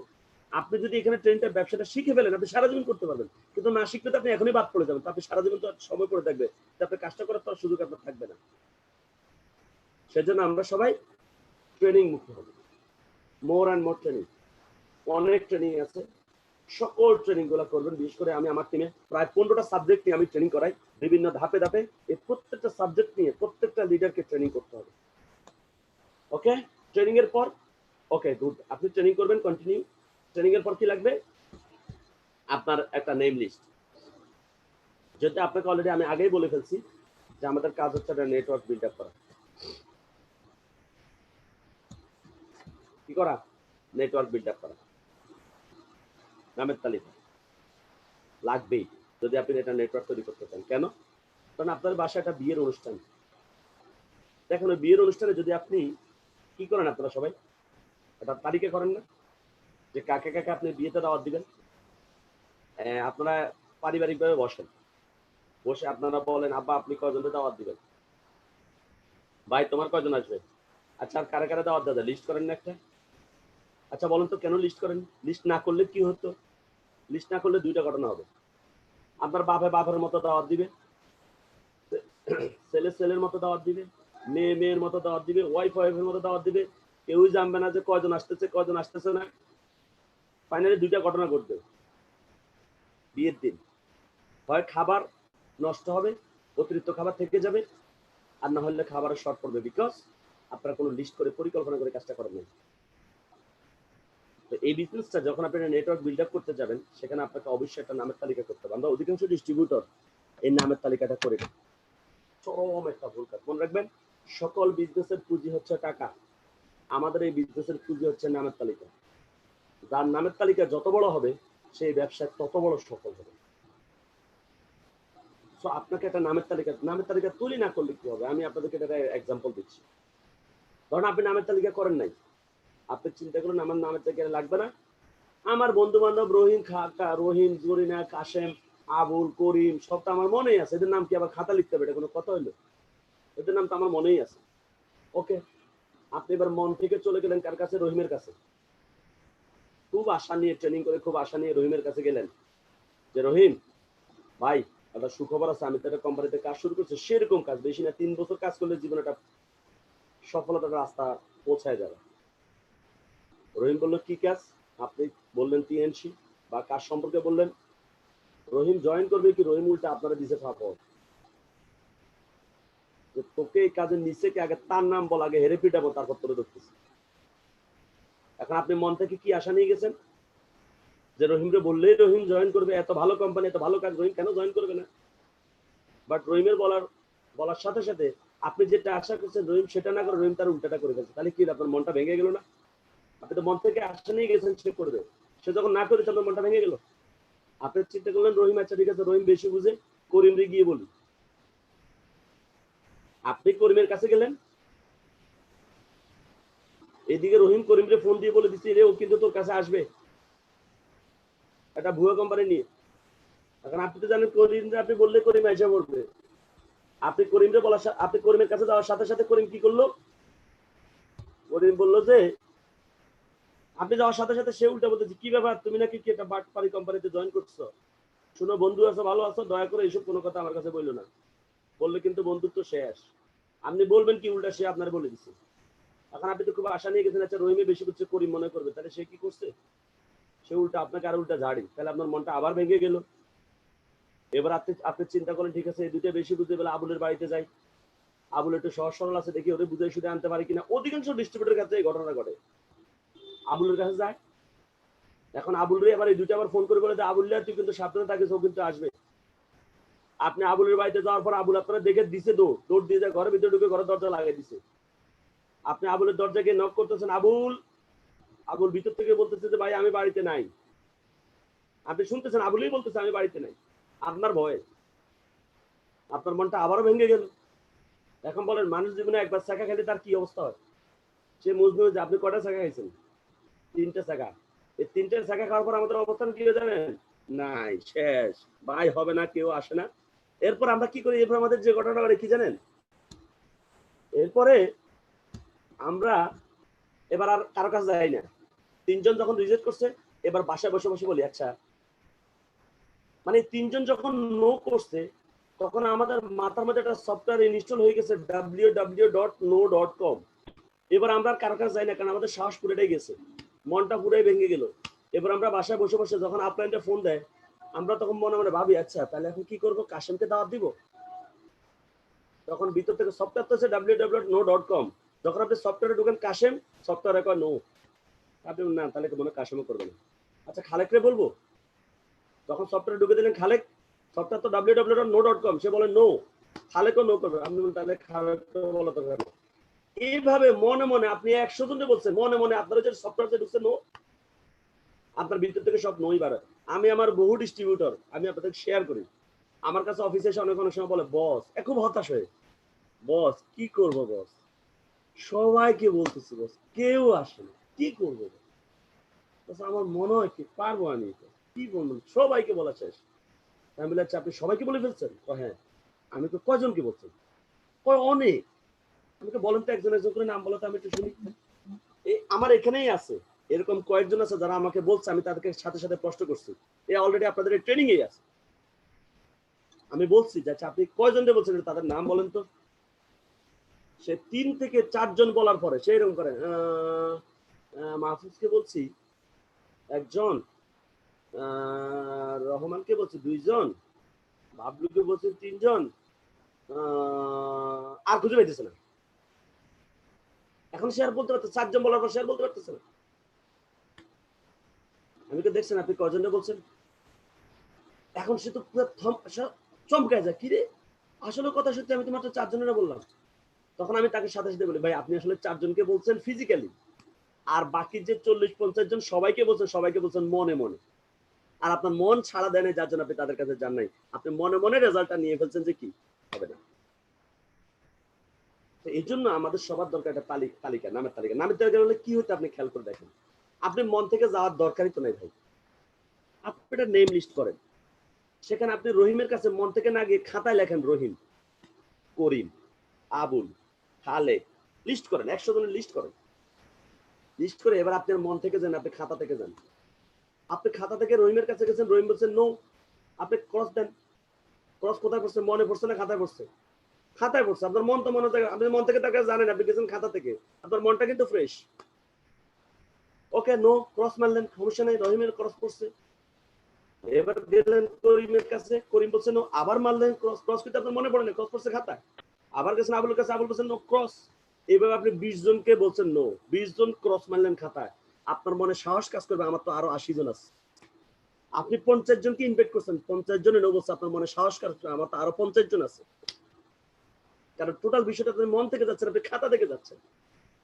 আপনি 90 জনে বলছেন, 90 জন বলছেন নো, আপনার তারপরে সাহস কাজ করবে আমার তো আরো 10 জন আছে। আমার তো দরকার হচ্ছে 3 থেকে 4 জন মানুষ। তাহলে এটা কি আপনার পাওয়ার হিসেবে কাজ করবে। তো আমি এখন যে 8টা সাবজেক্ট নিয়ে কথা বলতেছি, এগুলোর মধ্যে দাঁড়ি কমা বসাইলে আপনার সফলতার রাস্তার পথেও দাঁড়ি কমা করে যাবে। এগুলা কোনোটারে 1 রে 2 নেওয়া যাবে না, 2 রে 5 আনা যাবে না, 5 রে 7 নেওয়া যাবে না। যেভাবে সিরিয়ালে বলতেছি, যারা নতুন ডিস্ট্রিবিউটর এবং যারা পুরাতন দীর্ঘদিন ধরে ট্রাই করতেছেন হয় না, তারা আবার নতুন করে শুরু করেন এই সূত্রটা। দেখবেন, বিশ্বাস করেন 6 মাসের মধ্যে আপনার বিজনেস হবে। 6 মাসের মধ্যে। আপনি জানেন আমি 3 শীতে 37 জন মানুষের নামের তালিকা করে শুরু করছি, সেখান থেকে মাত্র 7 থেকে 9 জন লোককে আমি ইনভাইট করছি, ব্যাস আর কাউকে আমি ইনভাইট করা লাগে নাই। সেখান থেকে আজকে আমার এই টিম। তাহলে আমরা তো লিস্টে করি না, আমরা হচ্ছে মুখস্থ করি। তো এই জন্য নামের তালিকাটা হচ্ছে আমাদের শক্তি। আসলে নামের তালিকাটা কিভাবে করবেন, আপনি আপনার একটা ডায়েরি নেবেন, সেই ডায়েরির প্রথমে লিখে বলবেন serial number, name, relation, address, mobile number. Number 1 সিরিয়ালে লিখবেন, প্রথম লিখবেন মায়ের নাম। এটা রিকোয়েস্ট থাকবে আপনাদের কাছে, কারণ মায়ের নামটা যদি অনেকে বলে মায়ের নাম লিখতে বলে কি মায়ের নাম লিখবে, এটা কোনো কথা হলো? আপনি কি বললেন? আমার মা তো আমার ঘরে, মার নাম, আর মা কি জয়েন করবে নাকি, মা কি কাজ করবে নাকি? আরে ভাই রে, আপনি কোনো একটা ভালো কাজের সন্ধান পেলে আপনার মায়ের নামটা যখন শুরুতে লিখবেন, মায়ের নামটা যখন প্রথম মনে করবেন, এটা হচ্ছে মায়ের প্রতি আপনার কৃতজ্ঞতা প্রকাশ। আমি কালকে বলছি, সফল হওয়ার জন্য আপনাকে কৃতজ্ঞ মানুষ হতে হবে। আপনার মা যে আপনাকে পৃথিবীতে আনছে বলেই তো আপনি টিএনসিটাকে পাইছেন। তাহলে টিএনসি যদি একটা ভালো জায়গায়, এখানে সর্বপ্রথম 1 নাম্বার লিস্টে আপনি মায়ের নামটা লিখবেন। আল্লাহ দেখবেন আপনার কপালে এমনিতেই খুলে দিবে। এবং টিএনসির প্রথম প্রোডাক্টটা নিজের মারা গিয়ে খাওয়াবেন। কে কে আছেন এখনো মাকে প্রোডাক্ট খাওয়ার নাই? আপনি যদি ডিসকোয়ালিফাই হন, প্রথম এইটার জন্য আপনি ডিসকোয়ালিফাই হয়ে গেছেন। সর্বপ্রথম প্রোডাক্ট খাবেন নিজের মা এবং বাবাকে। এটা হচ্ছে আপনার সফল, আপনি যেটা ভালো কিছু পাইছেন, এটা হচ্ছে আপনার মায়ের প্রতি আপনার কৃতজ্ঞতা প্রকাশ। আমার মাকে আমি রেগুলার ক্যালসিয়াম খাওয়াই, আমার মাকে আমি রেগুলার জিমনেমা খাওয়াই। রেগুলার, আমার মা ডায়াবেটিস নেই, কিন্তু আমার মা জিমনেমা খেলে ওনার গ্যাস্ট্রিকের প্রবলেমটা হয় না। আমার মায়ের কোষ্ঠকাঠিন্যের প্রবলেম, আমি রেগুলার জিমনেমা খাওয়াই আমার মাকে। আমি আমার মায়ের মেরুদণ্ডের হাড় খাওয়াই, আমার মাকে আমি রেগুলার ক্যালসিয়াম খাওয়াই। আরে মেয়া, মায়ের দোয়া হলে মেয়া পানি আপনার সামনে, মেয়া আগুন, মেয়া পানি হয়ে যাবে, রাস্তাটাই আপনার জন্য স্মুথ হয়ে যাবে। কিন্তু আমরা এইভাবে বিষয়টাকে চিন্তা করি না কখনো। তালিকায় সর্বপ্রথম লিখবেন মায়ের নাম। 3 শীত প্রোডাক্ট গুলা খাওয়াবেন প্রথম মাকে। আমরা বাহিরে বেচার চিন্তা করি, মাকে খাওয়াই না, এই জন্য আমরা সফল হতে দেরি হয়। কারণ ডিসকোয়ালিফাইতে আপনি প্রথমে হয়ে গেলেন, ডিসকোয়ালিফাই হয়ে যদি খেলেন তাহলে কি কাজ হবে নাকি? আপনার তো কোয়ালিফাই হয়ে খেলতে হবে।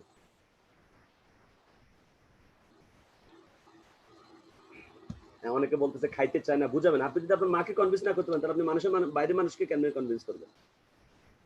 কেউ ভাই মাঝে খায় না, এটা তো মার সমস্যা, এটা আপনার সমস্যা। আপনি মাকে কনভিন্স করতে পারেন না। আপনি মাকে কি ইমোশনালি ব্ল্যাকমেল করবেন? আপনি মাকে কি প্রফেশনাল স্টেপ করবেন নাকি? মা তোমার খাইতে হইব, যদি তুমি আমরা ছেলে যদি না খাও ঘর থেকে বাইরে যাবো, তুমি খাও, দায়িত্ব আমার, আমি তোমার পোলা না, আমি কি তোমার খারাপ চাই? ইমোশনালি মাকে খাওয়াবেন কেন? আপনার বাচ্চা যখন পড়ালেখা করেন আপনি বাচ্চাকে ভিড়েন না, বাচ্চাকে বুঝেন না, জোর করে খাওয়ান না, ঘুম পাড়িয়ে তো খাওয়ান। বাচ্চার ভালোর জন্য ওষুধ অনেক সময় পাউরুটির ভিতরে, বাচ্চা যদি পাউরুটি খায় পাউরুটির ভিতরে মিষ্টির ভিতরে আপনি ট্যাবলেট ঢুকায় খাওয়াই দিতেছেন, কৌশল অবলম্বন করতেছেন না। যেহেতু আপনি বুঝছেন জিনিসটা ভালো, আপনার মাকে আপনি খাওয়াবেন, কৌশল করে খাওয়াবেন, ইমোশনালি হোক যেভাবে হোক। যদি আপনি বলেন আপনার কারো মা যদি খায় না, কারো বাবা খায় না, বুঝতে পারে ওনার সমস্যা না, আপনার সমস্যা, আপনি তাকে কনভিন্স করতে পারেন। এবং আমি মনে করি আপনার প্রথম প্র্যাকটিক্যাল ট্রেনিং এখানেই করতে হবে। যদি মা বাবাকে কনভিন্স করতে না পারেন, যে মা আপনার পেটে ধারণ করছে, যে মার হার্ট আপনার হার্টের সাথে সম্পৃক্ত হবে, আপনি একটু ব্যথা পেলে আপনার মা সবার আগে খবর পায়, সে মাকে যদি আপনি কনভিন্স না করতে পারেন, তাহলে আপনি বাইরের মানুষ যার সাথে আপনার কোনো রক্তের সম্পর্ক নেই, কিচ্ছু না, তাকে আপনি কেমনে কনভিন্স করবেন? তো যাদের মারা খায় না, এটা হচ্ছে আপনার জন্য ট্রেনিং, আপনি এখানে আগে অ্যাপ্লাই করেন, ওই জায়গা আগে ঠিক করেন। ওকে, তাহলে কি আমরা সবাই একটা নামের তালিকা করে ফেলবো? প্রথম মায়ের নাম, বাবার নাম, এরপরে ধর আমি আমার মাকে আমার টিএনসিতে আমার মায়ের নামে একটা আইডি আমি করে রাখছি। এগুলো হচ্ছে আমার মা এসে ব্যবসা করবে এটার জন্য না, এগুলো হচ্ছে আমার মায়ের প্রতি আমার কৃতজ্ঞতা প্রকাশ। ওকে, তো আপনারা এইগুলা আসলে এগুলা না করলে কি হবে? আপনি বলেন যে না করলে কি আমরা গোল লাইন হবো না, না করলে কি হবে, করলে কি হবে? ভাই এটা আপনি নামাজ পড়তে গেছেন, সুন্নত না পড়লে তো ফরজ নামাজ পড়লে হবে, তাই বলে আপনি সুন্নত পড়লে তো সব আসতো, এক্সট্রা যোগ হবে তো। আপনি রোদে বেরোচ্ছেন, ক্যাপটা না দিয়ে বেরোলে আপনি মরে যাবেন না, কিন্তু ক্যাপটা পড়লে আপনার জন্য ভালো হবে তো। বিষয়টা এরকমই, আপনি এগুলো মেনটেন করলে আপনার সফলতাটা ছোট সিম্পল কিছু সিকোয়েন্স আপনার কাজের গতি নিয়ে আসবে। আপনাকে প্রফেশনাল অ্যাটিটিউড আপনার মধ্যে চলে স্যার আসবে। আপনার স্যারের নেটওয়ার্ক মনে হয় খুব ডিস্টার্ব করতেছে।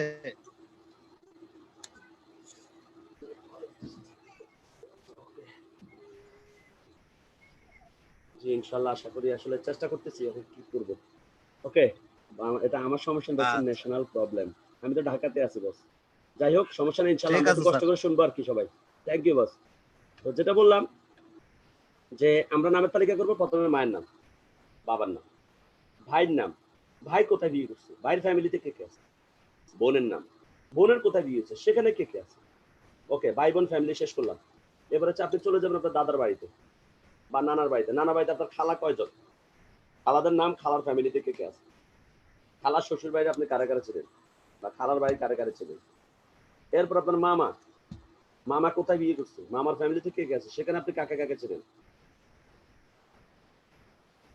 এরপরে চাচা কোথায় বিয়ে করছে, সেখানে কারে কারে ছিলেন, চাচার ফ্যামিলিতে কে কে আছে। ফুপু কোথায় বিয়ে হয়েছে, সেখানে কারে কারে ছিলেন, সেখানে কে কে আছে। নানার এলাকার কারে কারে ছিলেন, দাদার এলাকার কারে কারে ছিলেন।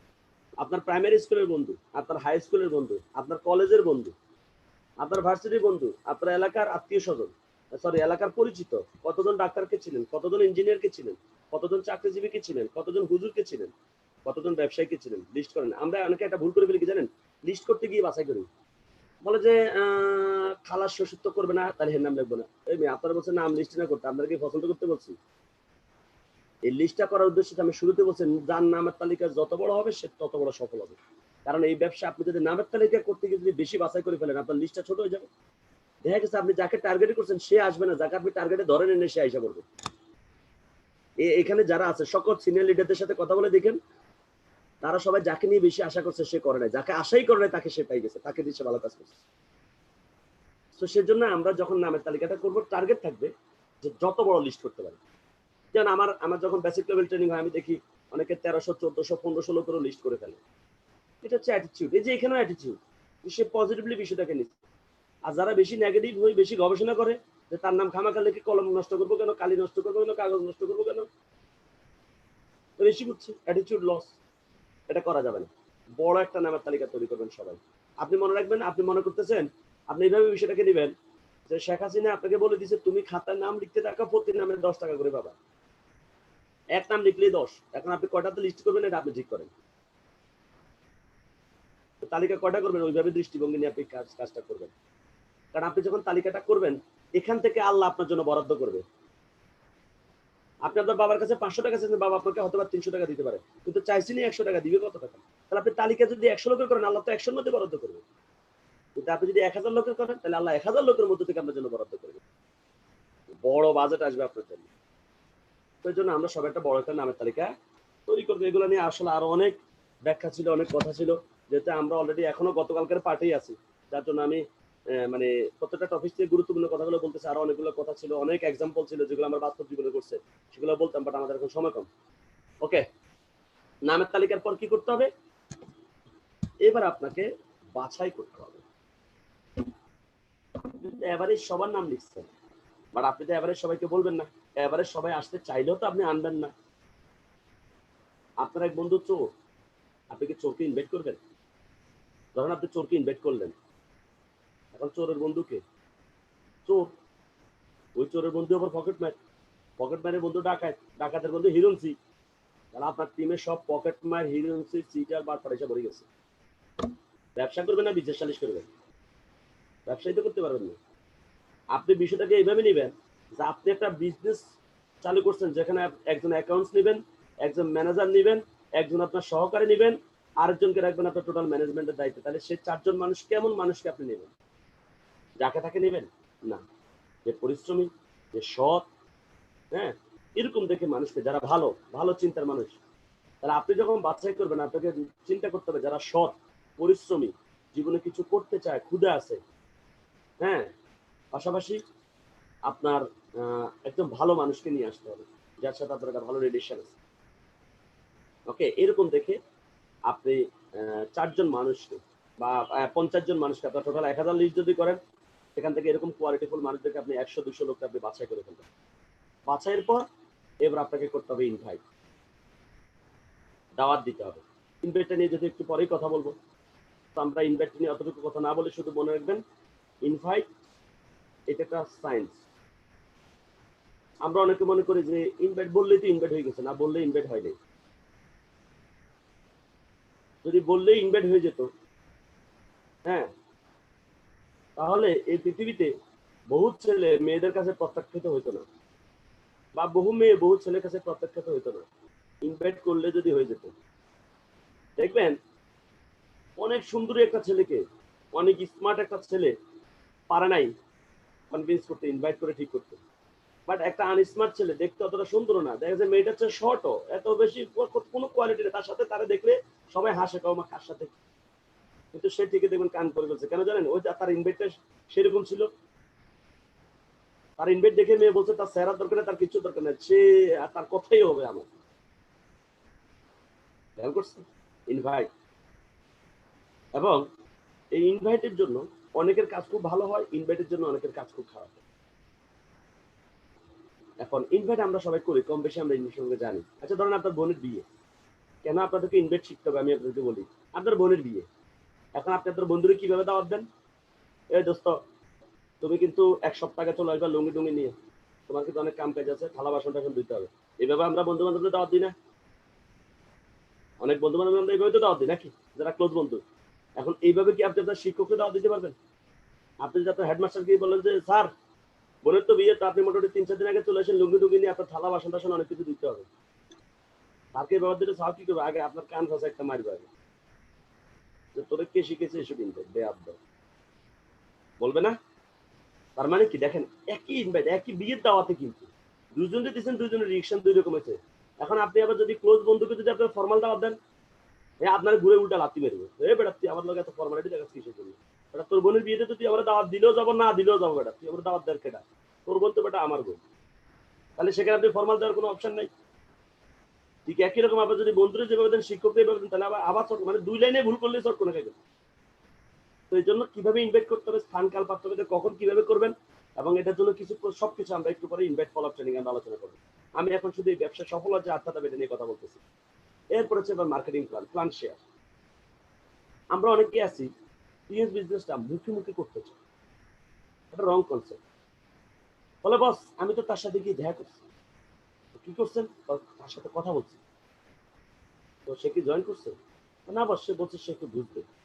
আমাকে তো আপনি বুঝেন নাই। হ্যাঁ বস, আমি তো বলছি। আপনি কি তাকে প্ল্যান দেখাইছেন? ও না বস, প্ল্যান তো দেখেনি। আপনি কি বলছেন?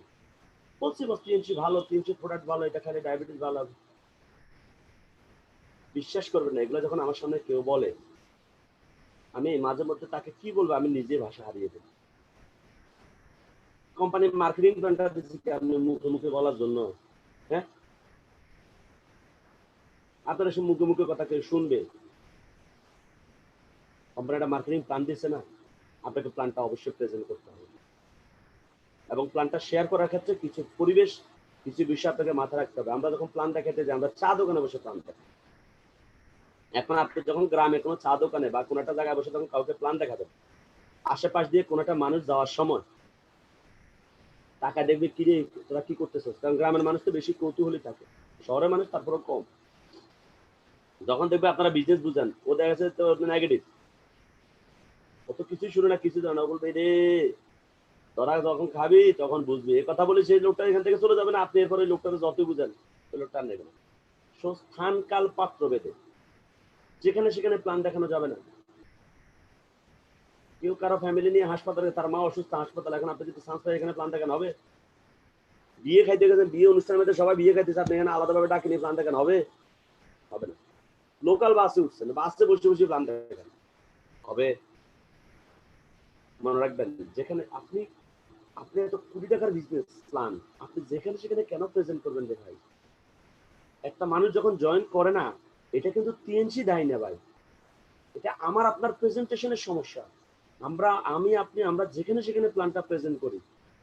ধরেন আপনাদের সবার জন্য আমি বিরিয়ানি রান্না করছি, হাসি, বিরিয়ানি, মুরগি, পোলাও সব করলাম, এত সুন্দর টেস্টি করে রান্না করে টয়লেটের বদনাম করে আপনাদেরকে দিচ্ছি, খাইবেন আপনারা?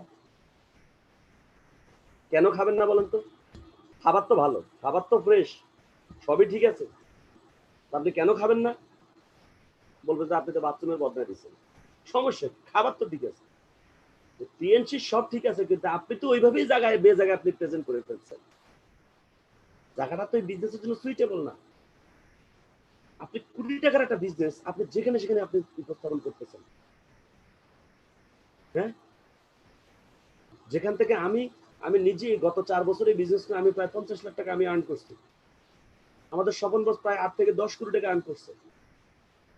তাহলে এত কোটি টাকার বিজনেস, বিলিয়ন বিলিয়ন ডলার যেখান থেকে আর্ন করা যায়, সেই বিজনেস প্ল্যানটা আপনি রাস্তা ঘাটে, চা দোকানে, হোটেলে, কোথায় কোথায় প্ল্যান শো করেন, বাসের মধ্যে, হাসপাতালে গিয়ে। তার মানে কি আপনি ভালো জিনিসটা খারাপ জায়গায় প্রেজেন্ট করছেন, যার জন্য তারা সেটাকে সেভাবে অ্যাকসেপ্ট করে না, তাদেরকে খুবই নর্মালি নেয়। আমাকে একবার আমার এক ডিস্ট্রিবিউটর মুদি দোকানে নিয়ে বসাই দিচ্ছে প্ল্যান দেখানোর জন্য। আরে কি একটা অবস্থা, বলে যে আমি দাঁড়ায় দাঁড়ায় প্ল্যান দেখাতাম, মানে ওই লোকের ক্যাশের সামনে দাঁড়ায় দাঁড়ায় আমি প্ল্যান দেখাতাম, এটা হয় বলেন?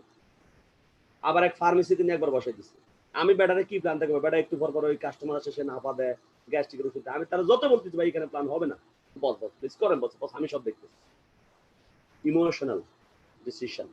আচ্ছা বলেন তো, রবি আর এয়ারটেলের চুক্তি কোথায় হয়েছে? গুলিস্তান জিরো পয়েন্টে? কোথায় হচ্ছে? একটা 5 স্টার হোটেল বা ভিআইপি রুমে। তো আপনি আপনি আপনার ব্যবসাটাকে তো সস্তা আপনি বাড়াই ফেলতেছেন। তাহলে যেখানে সেখানে প্ল্যান শো করা যাবে না। এমন একটা প্লেস আমি বলে দিই, 3 জায়গায় প্ল্যান শো করা সবচেয়ে বেশি নিরাপদ। হয় আপনার বাসায়, না হলে তার বাসায়, না হলে অফিস। এই 3 জায়গা ছাড়া অন্য কোথাও প্ল্যান শো করাটা নিরাপদ না। সবচেয়ে বেস্ট প্লেস হচ্ছে 3-4 জায়গা। ওকে, এবার আসেন, প্ল্যান শো করতে যায়, কোনো খাতা নাই, কোনো কলম নাই, কোনো কিচ্ছু নাই। আরে ভাই কি একটা পরিস্থিতি!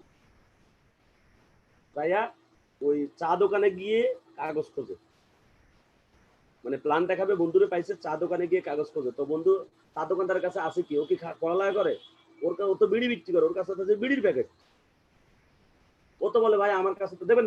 দেখবেন চা দোকানদাররা কিন্তু তাদের কোনো লেখালুখা থাকলে এটাও কিন্তু বিড়ির প্যাকেটেই লেখে, কারণ ওরা খাতা মেনটেন করে না, ও তো পড়ালেখা করে না, খাতা লিখে কোথা থেকে? ওরা খাতারে ভয় পায়, ওরা বিড়ির প্যাকেটে ভয় পায় না। বিড়ির প্যাকেটও কাগজ, খাতাও কাগজ, খাতাটা ওরা ভয় পায়। বিড়ির প্যাকেটের সাথে থাকতে থাকতে ওরা এটা অভ্যস্ত হয়ে গেছে। দেখা গেছে বিড়ির প্যাকেট দেয়, তা আমরা চিন্তা করি যে ঠিক আছে বিড়ির প্যাকেট কাগজই তো, আমরা আবার ওই কাগজে এবার মাঝখান দিয়ে ছিঁড়ে এবার আমরা সেই কাগজে বসে বসে প্ল্যান দেখাই। এখন যে গেস্টটাকে আপনি বিড়ির প্যাকেটে প্ল্যান দেখাচ্ছেন, সে আপনার ব্যবসাটাকে কতটুকু মূল্যায়ন করতেছে বলেন তো আপনি? সে মনে করতেছে এটা মনে বিড়ির ব্যবসা। এগুলো সব হচ্ছে নন প্রফেশনাল অ্যাটিটিউড। কলম নাই, কলম খোঁজে, গেস্টের কাছে কলম খোঁজে। ভাই কাগজ তো পাইছে, এটা বিড়ির প্যাকেট পাইছে, আপনার পকেটে কলম আছে। আপনি যখন গেস্টের কলম দিয়ে লেখেন, আপনি লেখেন আর গেস্টে কয় আরে আমার কলমের কালিটা শেষ হয়ে যাচ্ছে, এবং সে মনে মনে বলতেছে এত বড় ব্যবসা করেন মিয়া, তোমার পকেটে একটা কলম নেই। তাহলে আপনার সাথে তারা ব্যবসা আসবে কিভাবে? তো আমরা অবশ্যই প্রফেশনালিজম রেখে আমরা কাজটা করব।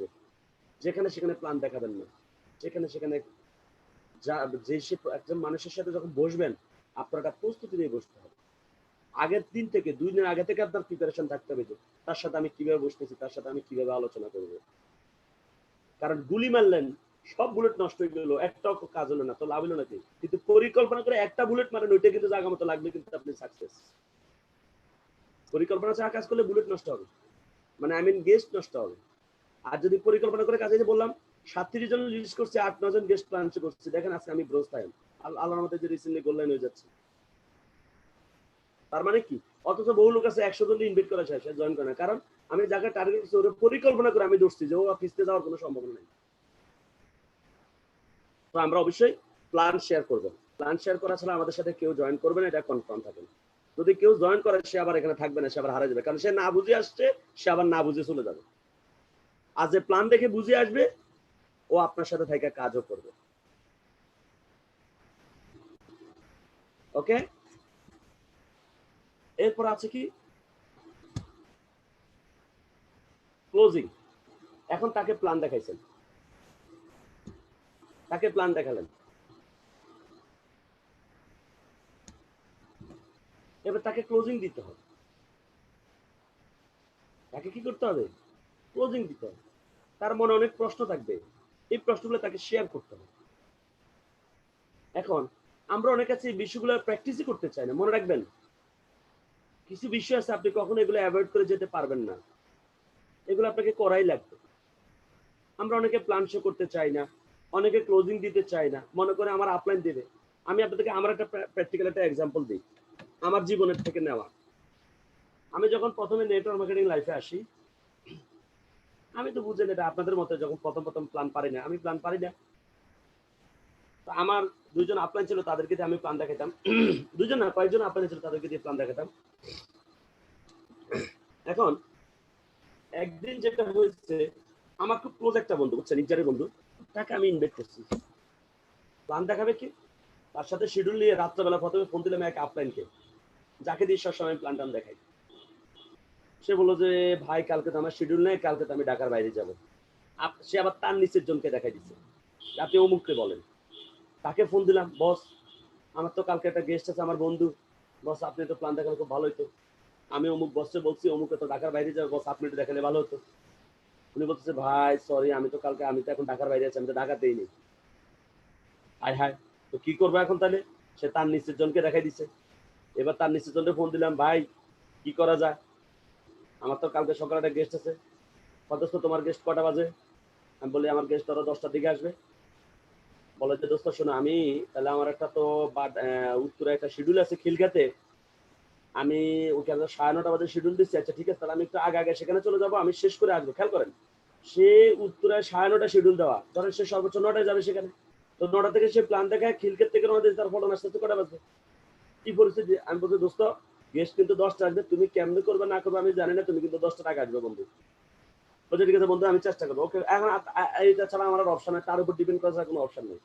সে ছিল আমার একদম ইমিডিয়েট অ্যাপ্লাই। তা আমার যে ক্লোজ বন্ধু, তাকে তো আমি কিছু বলি না, তাকে এমনি একটা মানে আপনাদেরকে শিখে দিবে, তাকে আমি কি বলে আনছি। সে আসলো, এখন আসার পর আমি তো প্ল্যানই পারি না, আমি প্ল্যান দেখাবো। আমি তাকে, সে আসে বলতেছে কি বল কি অবস্থা, কেন এত জরুরি ডাকছস? আমি কারো আগে চা নাস্তা খাই, তারা নিয়ে চা নাস্তা খাওয়াইলাম। সে চা নাস্তা খাইতে, বল কি কথা বলবি বল। আমি ধৈর্য ধরছি, তুই খাস না, তোর সাথে কথা বলবো তো। আচ্ছা খাইতেছি, অন্যান্য কথা বলতেছি, কিছু বলতেছি, কি রে বেটা আধা ঘন্টা হয়ে গেছে, বল এবার কি বলবি। দাঁড়া ওয়েট কর। এইদিকে ওরে ফোন দিচ্ছি, ভাই ভাই আপনি বন্ধু তুমি কই? আমি তো এখনো প্ল্যান দেখাইতেছি। ও অলরেডি আধা ঘন্টা ক্লাস হয়ে এখনো খিলকাতে প্ল্যান দেখা, বুঝুন আমার পরিস্থিতি তখন কি। এরপরে আবারও চলতেছে, আবার ঘুরে গেড়ে না কথাটা এই কথা ওই কথা ওই কথা, তুই কি কথা বলবি না আমি যাবো গা। আমি যদি বন্ধু একটু ওয়েট করে, আচ্ছা চল আবার না সানাস টাকায় চল, আবার যায়। বিশ্বাস করে তারা 4 কাপ চা খাওয়াইছে। হ্যাঁ 4-5 কাপ তারা চা খাওয়াইছে। একটা পর্যায়ে প্রায় 1.5 ঘন্টা, 9:30 বাজে সে আসছে, প্রায় 11:15 বাজে যখন সে আমার সাথে রাগ করে সে চলে যেত, দূর বেটা তোর কথা তুই তোর কাছে রাখি, আমি যাই। আমি কিন্তু ওই দিন আমি সিদ্ধান্ত নিয়েছি আমার প্ল্যান শো শিখতে হবে, আমার প্ল্যান আমি দেখাবো। এবং আপনি শুনলে অবাক হবেন, যেদিন থেকে আমি প্ল্যান শো দেখানো শুরু করছি, হ্যাঁ আমি কিন্তু আমার গেস্ট প্ল্যান শো করে যতটুকু এক্সপার্ট হয়েছি, আমার ডিস্ট্রিবিউটরদের গেস্ট প্ল্যান শো করে সবচেয়ে বেশি আমি এক্সপার্ট হয়েছি। আমি আজকে যে সবাই বলে যে আমি খুব ভালো প্ল্যান দেখাই, আমি প্ল্যান দেখালে গেস্টটা মোটামুটি না করে না, জয়েন করে, অধিকাংশ গেস্টই জয়েন করে। হ্যাঁ এর অন্যতম কারণ কি জানেন? এর কারণ হচ্ছে আপনারা আমাকে এক্সপার্ট বানাইছেন। আপনাদের গেস্ট গুলো সব আমি প্ল্যান দেখাইতে দেন, আমি এক্সপার্ট হয়ে গেছি। অথচ এই এক্সপার্ট যদি আপনি হইতেন, আপনার জীবনের জন্য অনেক কাজে লাগতো। তো এই জন্য আমি সকল লিডারকে বলবো, যারা 5 স্টার 6 স্টার 7 স্টার তো করেনি, এটা বলা লাগে না, যারা 5 স্টার 6 স্টার আপনারা মাস্ট আপনাদের গেস্ট আপনারা প্ল্যান দেখাবেন। কারণ যদি আপনি আপনার গেস্টকে প্ল্যান না দেখান, আপনার টিম আপনার ভ্যালু নষ্ট হয়ে যাবে, আপনাকে আপনার টিম কখনো লিডার হিসেবে মানবে না। ওকে, অনেকে আবার ওই মাছরাঙ্গা ফাঁকি যেভাবে মানে ওই পানি থেকে মাছ শিকার করে ওইরকম করে প্ল্যান শো করে। প্ল্যান শো কখন শুরু করছে আর কখন শেষ হয়েছে গেস্টও বুঝে নেই, সে নিজেও বুঝে নেই, এই শুরু করছে আবার শেষ হয়ে গেছে। ওকে, তো আমরা এগুলো মনে রাখবো। তো আমরা ক্লোজিং দিতে হবে। ক্লোজিং হচ্ছে প্রশ্নোত্তর পর্ব। তারা গেস্ট আপনাকে বিভিন্ন কোশ্চেন করবে, আপনি কোশ্চেনগুলোর অ্যান্সার দিবেন, সন্তোষজনক অ্যান্সার দিবেন। আজকে আপনাদের সবার কাছে আমি আমার একটা স্মরণীয় একটা ঘটনা আপনাদেরকে মনে করে, আপনারা সবাই এটা আমি শোভন বসের সাথে মনে শেয়ার করি না, কারোর সাথে শেয়ার করি নাই। আমি টিএনসির প্রথম দাওয়াত কিন্তু আমার এখন যে টিমে কাজ করি এই টিম থেকে কিন্তু আমি পাই নাই। টিএনসিতে একজন লিডার ছিল ইঞ্জিনিয়ার তারেক, আপনারা ছিলেন কিনা আমি জানি না, শোভন বস মনে চিনবে, বা যারা সিনিয়র তারা ছিলেন ইঞ্জিনিয়ার তারেক। তার অফিসটা ছিল পিজি হাসপাতালের পিছনে, মনে হয় দিক দিয়ে কোন দিক দিয়ে এলাকাতে। তো আমার এক পরিচিত বন্ধু বা সে আমাকে খুব মানে, সে আমাকে একদিন ইনভাইট করে ইঞ্জিনিয়ার তারেকের অফিসে নিয়ে গেছে, আমাকে নিয়ে পরিচয় করাইছে যে আমি নেটওয়ার্কার, আমাকে যদি একবার টিএনসিতে জয়েন করাতে পারে আমি এখানে খুব ভালো করতে পারবো। ইঞ্জিনিয়ার তারেকের কাছে যথেষ্ট হাইলাইটস করতে আমার ব্যাপারে। আমি ইঞ্জিনিয়ার তারেকের অফিসে আমি গেলাম। এই ক্লোজিংটা এই জন্য আপনাদের জন্য প্র্যাকটিক্যাল বলে দিচ্ছি, কি ঘটনা করছিল, প্র্যাকটিক্যাল লাইফ থেকে নেওয়া কথা। ইঞ্জিনিয়ার তারেক আমি যাওয়ার পর দেখলাম যে সেখানে প্রায় 8-10 জন ডিস্ট্রিবিউটর বসা আছে। ইঞ্জিনিয়ার তারেকের আমার যে ডিস্ট্রিবিউটর মানে যে বন্ধুটা আমার নিয়ে গেছে, সে গিয়ে আমার সাথে পরিচয় করে দিয়েছে, আমি তার সাথে পরিচিত বসলাম। ইঞ্জিনিয়ার তারেক আমাকে বসে সে বিজনেস প্ল্যানটা দেখাইছে। আমি যতটুকু বুঝার বুঝছি বা না বুঝছি, যা করার করছি। বুঝার পর এখন স্বাভাবিক আমি তো তাকে প্রশ্ন করবো, ক্লোজিং পার্টে আমি আসবো, যেহেতু আমি নেটওয়ার্কার মানুষ, আমার তো 2-1টা কোশ্চেন আমি করতে পারি এটা সম্পর্কে জানার জন্য। আমি ইঞ্জিনিয়ার তারেককে আমি কোশ্চেন করা শুরু করছি। আমি জিজ্ঞেস করছি আমি কি, আমার কিছু বিষয় জানার আছে, আমি কি কোশ্চেন করতে পারি? অবশ্যই, সকল কোশ্চেন আপনি করেন। তা আমি তাকে কোশ্চেন করা শুরু করছি, একটা কোশ্চেন করছি, 2টা কোশ্চেন করছি। 3টা কোশ্চেনের সময় ইঞ্জিনিয়ার তারেক রিঅ্যাক্ট করে ফেলছে। সে হঠাৎ করে উত্তেজিত হয়ে বলতেছে, এই আপনারা যারা আছেন সবাই আমার রুম থেকে বেরোয় যান, আজকে ওনার সাথে আমার একটা কিছু হবে। মানে সে ভাবছে আমি যে কোশ্চেনগুলো করতেছি এই কোশ্চেনগুলোতে তার দৃষ্টিভঙ্গি নেগেটিভ হয়ে যাবে, এই জন্য সে চিন্তা করছে সবাই বাইরে করে দিয়ে সে আমার সাথে কথা বলবে। এখন সে যখন আমার উপর উত্তেজিত হয়ে গেছে, যে আমাকে নিয়ে গেছে সে হঠাৎ করে দাঁড়ায় গেছে। সে দাঁড়ায় ইঞ্জিনিয়ার তারাকে বলতেছে, কি ব্যাপার, আপনি ওনার সাথে এইভাবে ব্যবহার কেন করলেন? হ্যাঁ আপনি ওনাকে চিনেন? উনি কে? উনি তো আপনাকে কোশ্চেন করতেই পারে, আপনি কেন উত্তেজিত হবেন? আমি আজকে থেকে, উনি তো করবে না করবে না, আমি আজকে থেকে আপনার সাথে কাজ করবো না। ইঞ্জিনিয়ার তারা ওই লোকটারা হারাইলো, আমি তো গেলামই। আমি পরে ওরা আবার ঠান্ডা করে, আমি কাছে সমস্যা নাই, ওনার সাথে আমি কথা বলতে সমস্যা নেই, না আপনি উঠেন, আমরা এখনই চলে যাবো, এই লোকের লোক আর কোনো বিজনেস হবে না, যে লোক আপনি তো খারাপ কিছু বলেন না, আপনি তাকে পথে উত্তর দিবেন। এবং এবার আপনি শুনে টাকা আমি কি কোশ্চেন করছি শুনলে এখন আপনারা হাসবেন। টাকা আমি কোশ্চেন করছি যে ভাই তাহলে তখন $4 লাখ ছিল 8 স্টার, বুঝছেন? আমি বললাম যে ভাই তো আপনাদের একটা 4.5 পিবি, একটা বেবি পেস্ট, এটা 2.5 পিবি, তো 2.5 পিবি 4.5 পিবি 18 পিবি এরকম করে কবে 4 লাখ হবে? হইতে হইতে তো আমার তো 50 বছর লেগে যায়। দেখেন তাকে আমি এটা কি কোনো কোডিং কোশ্চেন বলেন তো, খুব সিলি একটা কোশ্চেন। সে বলতেছে না কেন আপনার এত বছর লাগবে, আমাদের এখানে ভুল গেছে 5 বছর হয়ে গেছে, 4 বছর হয়ে গেছে। আমি তো কেমনে হইলো 2.5 পিপি 5 পিপি করে কেমনে হবে? তাহলে সে আমাকে এটা যুক্তি দিয়ে বুঝাবে না? যখন আমি তাকে বলতেছি কিভাবে হবে, আমি তো বুঝলাম না 2.5 পিপি 5 পিপি করে কবে এটা 4 লাখ হবে। আমি তার বলছি আপনি কয় বছর হয়েছেন বলেন, আপনার এখন পজিশন? আমি এখন 8 স্টার। আমি আপনি কয় বছর ধরে কাজ করেন? 9 বছর। আমি কিন্তু এই যে দেখছেন আপনি তো 9 বছর হইতে পারেন না। একদম প্র্যাকটিক্যাল এই কথা বলার পরে সে কিন্তু উত্তেজিত হয়ে গেছে। অথচ এই কথার কিন্তু খুব সুন্দর একটা উত্তর কিন্তু ছিল। তাহলে এখন দেখেন ইঞ্জিনিয়ার তার যখন উত্তেজিত হয়ে যাওয়ার কারণে কিছু সে কিন্তু আমাকে মিস করছে, নাহলে কিন্তু আমি কিন্তু তার টিমে জয়েন করি। তাহলে এই জন্য বললাম যে ক্লোজিং পার্ট আমরা আমি কখনো কোনো ট্রেনিং এ তার নাম বলি নাই। সরি আপনাদের কাছে আমি সরি বলে দিচ্ছি, কারণ নাম বলা ঠিক না। আমি জাস্ট আপনাদেরকে প্র্যাকটিক্যালি বোঝানোর জন্য, যেহেতু সে এখন নাই আমাদের কোম্পানির সাথে মনে হয়, সেজন্য আমি আপনাদের সাথে, সে টিএসি থাকলে আমি জীবনে তার কথা বলতাম না, তার নামটা বলতাম না। সে নাই এই জন্য তার নামটা আমি আপনাদেরকে বললাম। ওকে, তো কেউ অন্যভাবে নেবেন না, জাস্ট আপনাদের ট্রেনিং এবং একদম এটা যে আমার লাইফের রিয়েল করছে সেটা আপনাদেরকে বোঝানোর জন্য, যে আমরা ক্লোজিং পার্টে গেস্ট আমাদেরকে কোনো কোশ্চেন করলে আমরা উত্তেজিত হয়ে যাই, এটা রং অ্যাটিটিউড, কখন এটা করবেন না। গেস্ট কোশ্চেন করবেন, এটা তো স্বাভাবিক। আরে ভাই একটা কাপড় দোকানদারের কথা চিন্তা করেন না, যে আমাদের এই যে আপুরা আমাদের আন্টিরা যখন মার্কেটে যায়, দোকানদার যখন কোনো কাপড় দেখে সে কি করে, এমন একটা বাজে অবস্থা করে মনে হচ্ছে যে ওই কাপড়টা বেটাটা মনে হয় মাগনা আনছে বা ওই ময়লার টাঙ্কি থেকে উঠে আনছে।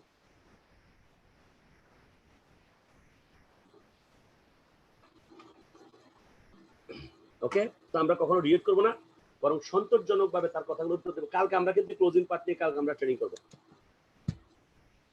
ক্লোজিং এর পর হচ্ছে সাইন আপ, তার ফর্মটা ফিল আপ করতে হবে। কাবির নামে সিগনেচার না হলে কিন্তু যত বছরে প্রেম করেন অবৈধ সম্পর্ক কিন্তু। ঠিক একই রকম কারো যদি আপনি ফর্মে সাইন আপ করে ফেলেন, সে মেন্টালি প্রস্তুত যে 60% সে জয়েন করে ফেলছে, 40% এখন শুধু তার টাকাটা জমা দিবে। সেজন্য আমরা সবাই সাইন আপটা করে ফেলবো। ওকে, এরপর হচ্ছে ফলো আপ। ফলো আপ না দিলে কেউ কখনোই জয়েন করবে না, 100% নিশ্চিত। যদি ফলো আপ ছাড়া কেউ জয়েন করবে, বুঝতে হবে যে সে না দেখে জয়েন করছে, না বুঝে জয়েন করছে, সে টিকে থাকার সম্ভাবনা কম। আর যে ফলো আপের পর জয়েন করে, যে ফলো আপের পর জয়েন করে 3 বার 4 বার 5 বার 7 বার 10 বার ফলো আপ দেওয়ার পর জয়েন করে, সে কিন্তু কাজ থেকে হারায় না, সে কিন্তু কাজটা কন্টিনিউ করে। ওকে, তো যাই হোক, আমরা এখানে বিশেষ করে আমার ট্রেনিং গুলোতে আমি এই 8টা ধাপ সবাইকে একদম কমপ্লিট করার জন্য আমি চেষ্টা করি। তো আমরা এখানে যেহেতু আমাদের ট্রেনিংটা কন্টিনিউ প্রসেস, আমরা সবাই নামের তালিকাটা যারা নতুন আছি, অবশ্যই ভাইয়া রিকোয়েস্ট থাকলো যে আমরা সবাই নামের তালিকাটা আজকেই করে ফেলবো, পাশাপাশি বাছাইটা করে ফেলবো। আর এখন আপনাদের সাথে প্ল্যান শোটা শিখে ফেলবে না। প্ল্যান শোটা নিয়ে যদিও কালকে আমি কালকে যদি আমাদের ট্রেনিংটা হয় আর কি, কালকে হয়তো আমি ডেভেলপমেন্ট প্ল্যান নিয়ে কথা বলতে পারি হয়তোবা। আমি বিশেষ করে হল রুমে আমি এই মার্কেটিং প্ল্যানটা ট্রেনিংটা করাই, সবাইকে একদম মুখস্থ করাই ছেড়ে দিই আমি, যারা আমার পার্টিসিপেন্ট থাকে। এখানে তো সেটা করা সম্ভব হবে না, বাট আমি সকল 7 স্টার 6 স্টার যারা আছেন, আমি আপনাদের প্রতি দায়িত্ব দিচ্ছি, আপনারা আপনাদের টিমে যারা আজকে নতুন ট্রেনিং করতেছে তাদেরকে আপনারা প্ল্যান শেয়ারটা ভালো করে শিখিয়ে দিবেন। তাহলে আমি শুধু আপনাদেরকে এখন ইনভাইট, ফলো আপ, ক্লোজিং, আমি আজকে এখন একটু পরে আপনাদেরকে ইনভাইটেড ফলো আপটা করাবো, এরপরে কালকে ইনশাল্লাহ আপনাদেরকে আমি ক্লোজিং ট্রেনিংটা করাবো। আমি বিশ্বাস করি যে এই ধাপগুলো যদি আপনারা দক্ষ হন, হ্যাঁ, তাহলে আপনারা এই বিজনেসে আপনারা কখনো ঠকবেন না এবং আপনারা স্মুথলি কাজটা করে আপনারা সবাই সফল হতে পারবেন। ওকে, এবং এই 8টা ধাপ সবাইকে মানতে হবে। কখনো দেখেন অধিকাংশ মানুষ টিএনসি শুরু করলে 4 নাম্বারটা ধরে শুরু করে, মানে প্রথমেই ইনভাইট, জয়েন করার আগে ইনভাইট করে।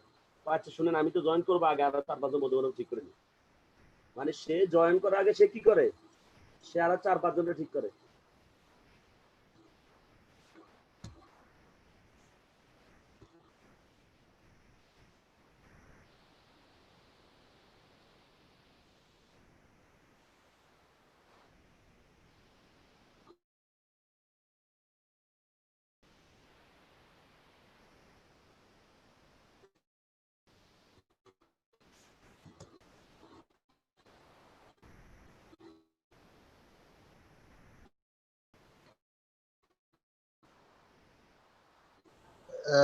সবুজ স্যার, আপনার তো সাউন্ড আসছে না।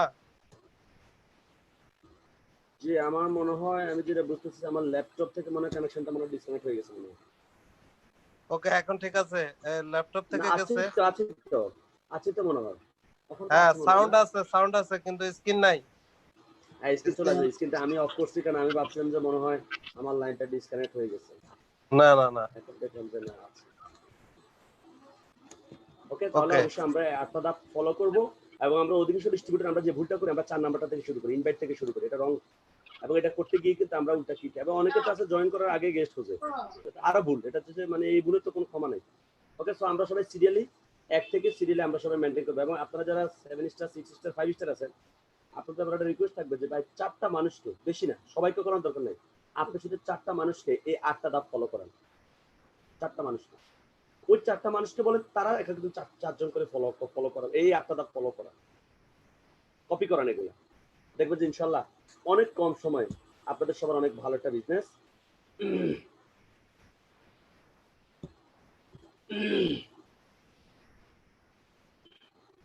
ওকে, তো আমি আপনাদের সবাইকে বলবো আমরা সবাই অবশ্যই 8টা ধাপ মেনে কাজ করবো।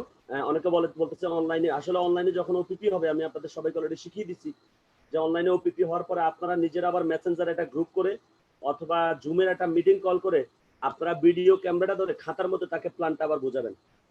বোঝায়, যেহেতু এখন অনলাইনে যে বললাম, আপনি তো ফর্মটা ফিল আপ করবেন হচ্ছে যদি লাইভে থাকেন, সে আপনার বাইরে আশেপাশে হলে গিয়ে আপনি তার ফর্মটা ফিল আপ করবেন। এখন সে মালয়েশিয়া আছে, আপনি কি মালয়েশিয়াতে ফর্ম ফিল আপ করবেন না? তাকে বলবেন যে তাকে অনলাইনে কাজটা, মানে যখন ওই যে স্থানকাল পাত্র করে বললাম না, যেখানে যেটা দরকার সেখানে সেটা করবেন। ওকে, মনে রাখবেন, good things come to those who work. সব কিছু শিখলেন কিন্তু কাজ করলেন না, তাহলে কি হবে? না, ভালো জিনিসটা তখনই আসবে যখন আপনি কাজ করবেন। সকল কিছু আমি আপনাদের সাথে শেয়ার করলাম, এখন যদি অ্যাকশন না করেন তাহলে কোনো কাজই হবে না। ওকে, দেখেন আমরা যারা কাজ করছি আমাদের সফলতার দৃষ্টান্ত আপনাদেরকে দেখাই। আমার টিমে আমরা প্রথম 3 মাস 4 মাস কাজ করে কিন্তু আমরা প্রথম মালয়েশিয়া ইন্দোনেশিয়া ট্যুর অ্যাচিভ করি। এটা হচ্ছে আমার টিএনসি লাইফের আমার প্রথম বিদেশ ভ্রমণ, যেখানে আমি আমার টিমের 6 জনকে নিয়ে আমরা এই ট্যুরটা অ্যাচিভ করি। মালয়েশিয়া ইন্দোনেশিয়া ট্যুর, আমরা একসাথে মালয়েশিয়া যাই। আমাদের অনেক সিনিয়র লিডাররা গেছিলেন, তাদের হয়তো এখন মনে পড়বে আমাদের সেই মালয়েশিয়া ইন্দোনেশিয়া ট্যুরের প্রোগ্রামের ছবি। আমাদের এগুলো হচ্ছে আমাদের মালয়েশিয়া ট্যুরের ছবি। হ্যাঁ, এই যে আমরা টিএস মালয়েশিয়া অফিস ভিজিট করি, সেখানে আমাদেরকে ফুল দিয়ে বরণ করা হয়েছিল মালয়েশিয়া অফিস থেকে। এগুলো আপনাদেরকে দেখাচ্ছি যে আসলে এই রুলগুলো ফলো করলে আপনারা যে জিনিসগুলো অ্যাচিভ করতে পারবেন, এবং আমরা এগুলো ফলো করে আজকে আমাদের অ্যাচিভমেন্ট। ওকে, দেখেন ইন্দোনেশিয়া ট্যুর আমাদের, আমরা মালয়েশিয়া থেকে আবার ইন্দোনেশিয়ার বালি দ্বীপে যাই। ইন্দোনেশিয়ার বালি দ্বীপে আমাদের কোম্পানির প্রতিষ্ঠাবার্ষিকী প্রোগ্রাম হয়। হ্যাঁ, সেই প্রতিষ্ঠাবার্ষিকী প্রোগ্রামে আমাদের আমরা যে অ্যাটেন্ড করছি সেটা ছবি। এরপরে হচ্ছে আমাদের এগুলো সব হচ্ছে ইন্দোনেশিয়া বালির প্রোগ্রামের ছবি, সারা বিশ্ব থেকে মানুষজন অ্যাটেন্ড করছেন। হ্যাঁ, এরপরে এটা হচ্ছে আমি যখন কার ফান্ড অ্যাচিভ করি, এটা হচ্ছে আমার কার ফান্ডের আমাকে যখন কার ফান্ডের চেকটা হস্তান্তর করা হচ্ছে সেটার ছবি। হ্যাঁ, এখানে শামসুদ্দিন স্বপন বস এখানে উপস্থিত ছিলেন, উনি সহই। এই ঘটনাটা আমার মনে থাকবে সারা জীবন ইনশাআল্লাহ। এটা হচ্ছে টিএনসি থেকে আমার প্রথম ইনসেন্টিভ গ্রহণ। এরপর হচ্ছে আমার সাজেক ভ্যালি ট্যুর করি, এটা আমার গ্রুপের পক্ষ থেকে ট্যুর হয়। সেখান থেকে এসে আমি চলে যাই চায়না।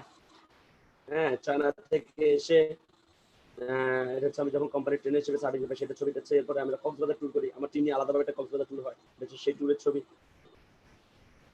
এরপরে দিল্লি ট্যুর হয় আমাদের, এরপরে আমরা দিল্লি ট্যুরে যাই। সেখান থেকে এসে আমরা আবার কক্সবাজার আমাদের কোম্পানির প্রতিষ্ঠাবার্ষিকী প্রোগ্রাম আবার অ্যাটেন্ড করি। সেখান থেকে এসে আমরা আবার নেপাল ট্যুর করি। হ্যাঁ, স্বপন বস সহ একসাথে আমরা নেপাল ট্যুরে যাই। হ্যাঁ, এটা হচ্ছে আমাদের নেপাল ট্যুরের ছবি। সেখান থেকে এসে আবার হয় আমাদের চায়না ট্যুর।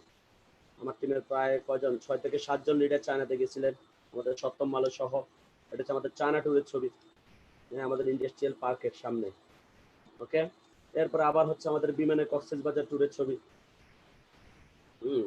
এরপর আবারও কক্সবাজার ট্যুর, আমাদের কোম্পানির প্রতিষ্ঠাবার্ষিকী প্রোগ্রাম আমরা সবাই আবার অ্যাটেন্ড করি।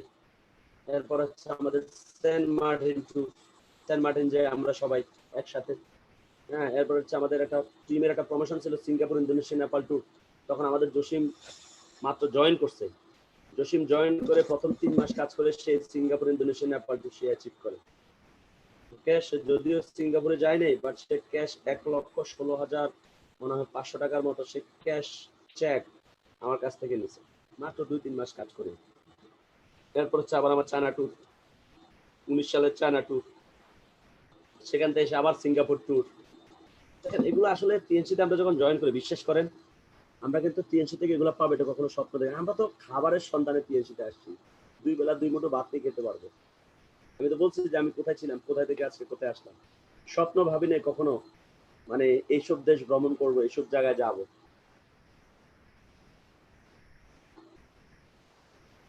এই জন্য আমি সবাইকে সবসময় বলি যে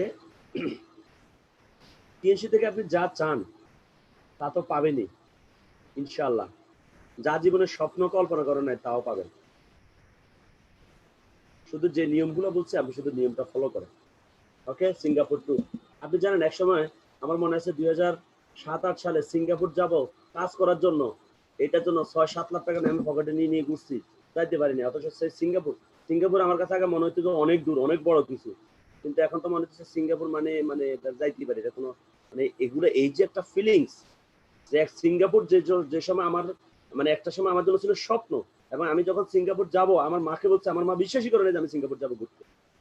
কি বলো, সিঙ্গাপুরে যাবি তুই? খেয়াল করছি, তাহলে যেসব দেশ একসময় যাবো কিনা এটা জীবনে স্বপ্ন ভাবতে পারি নাই, অথচ সেসব দেশ অলরেডি আল্লাহ রহমতে তিনশির বদৌলতে অলরেডি ভ্রমণ করে আসছি।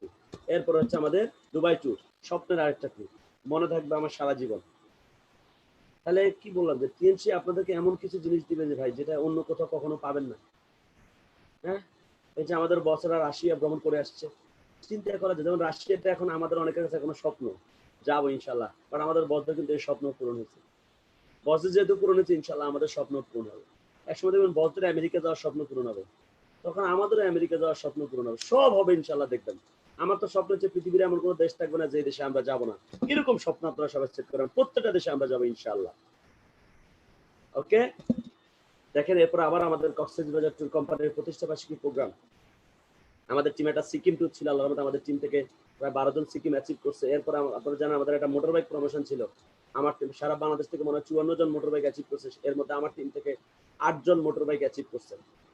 ওকে, আমার টিমের লিডাররা, মানে তখন প্রোডাক্টের ক্রাইসিস ছিল, আপনারা জানেন একটা 6 মাস অনেক দিন প্রোডাক্ট ছিল না, বাট এই ক্রাইসিস মোমেন্টেও আমার টিমের 8 জন মোটর বাইক অ্যাচিভ করছেন আমার টিমের লিডার। এবং তারা যখন আপনি তাদেরকে জিজ্ঞাসা করেন, তারা কিন্তু কখনো আশা 300 প্ল্যান দেখার সময় তারা জয়েন যখন করে তখনও তারা জানে না 300 থেকে তারা বাইক পাবে, বাট তারা কিন্তু ঠিকই কিন্তু তারা 300 থেকে বাইকটা কিন্তু পেয়ে গেছে। যে দেখেন আপনারা সবাই ছিলেন পয়লা মার্চের সেই প্রোগ্রামে, আমার টিমের যে সমস্ত লিডাররা বাইকটা পাইছে, যে দেখেন। ওকে, তো স্বপ্ন পূরণের জায়গা হচ্ছে টিএনসি, আপনাদের সকল স্বপ্ন পূরণ হবে ইনশাআল্লাহ। ওকে, এই যে আমাদের ডিরেক্টর দেখেন অলরেডি, যদি এরকম হতো যে না বাংলাদেশে একজনও কিছু পায় না ডিরেক্টর, তাহলে আমরা বলতে পারতাম হ্যাঁ ভাই অসংখ্য সফল মানুষ আছে। আমার কথা হচ্ছে দেখেন ফখরুল হাসান যদি ডিরেক্টর হতে পারে, আমি কেন পারবো না? আপনি কেন পারবেন না? সমস্যা কি? ওর মধ্যে যা যা আছে আমাদের মধ্যে তাই তো আছে, শুধু সে যে নিয়ম কানুন গুলো মানছে এগুলো আমরা মানলে আমরাও পাবো। ওকে, এরপর আপনারা জানেন আমাদের ইন্দোনেশিয়া প্রমোশন, আমার টিমের অলরেডি অনেকেই ইন্দোনেশিয়া ট্যুরটা অ্যাচিভ করছে, এবং ইনশাআল্লাহ এই মাসে আমরা আরো নতুন করে অনেকে অ্যাচিভ করার জন্য অলরেডি কাজ শুরু করছি ইনশাআল্লাহ।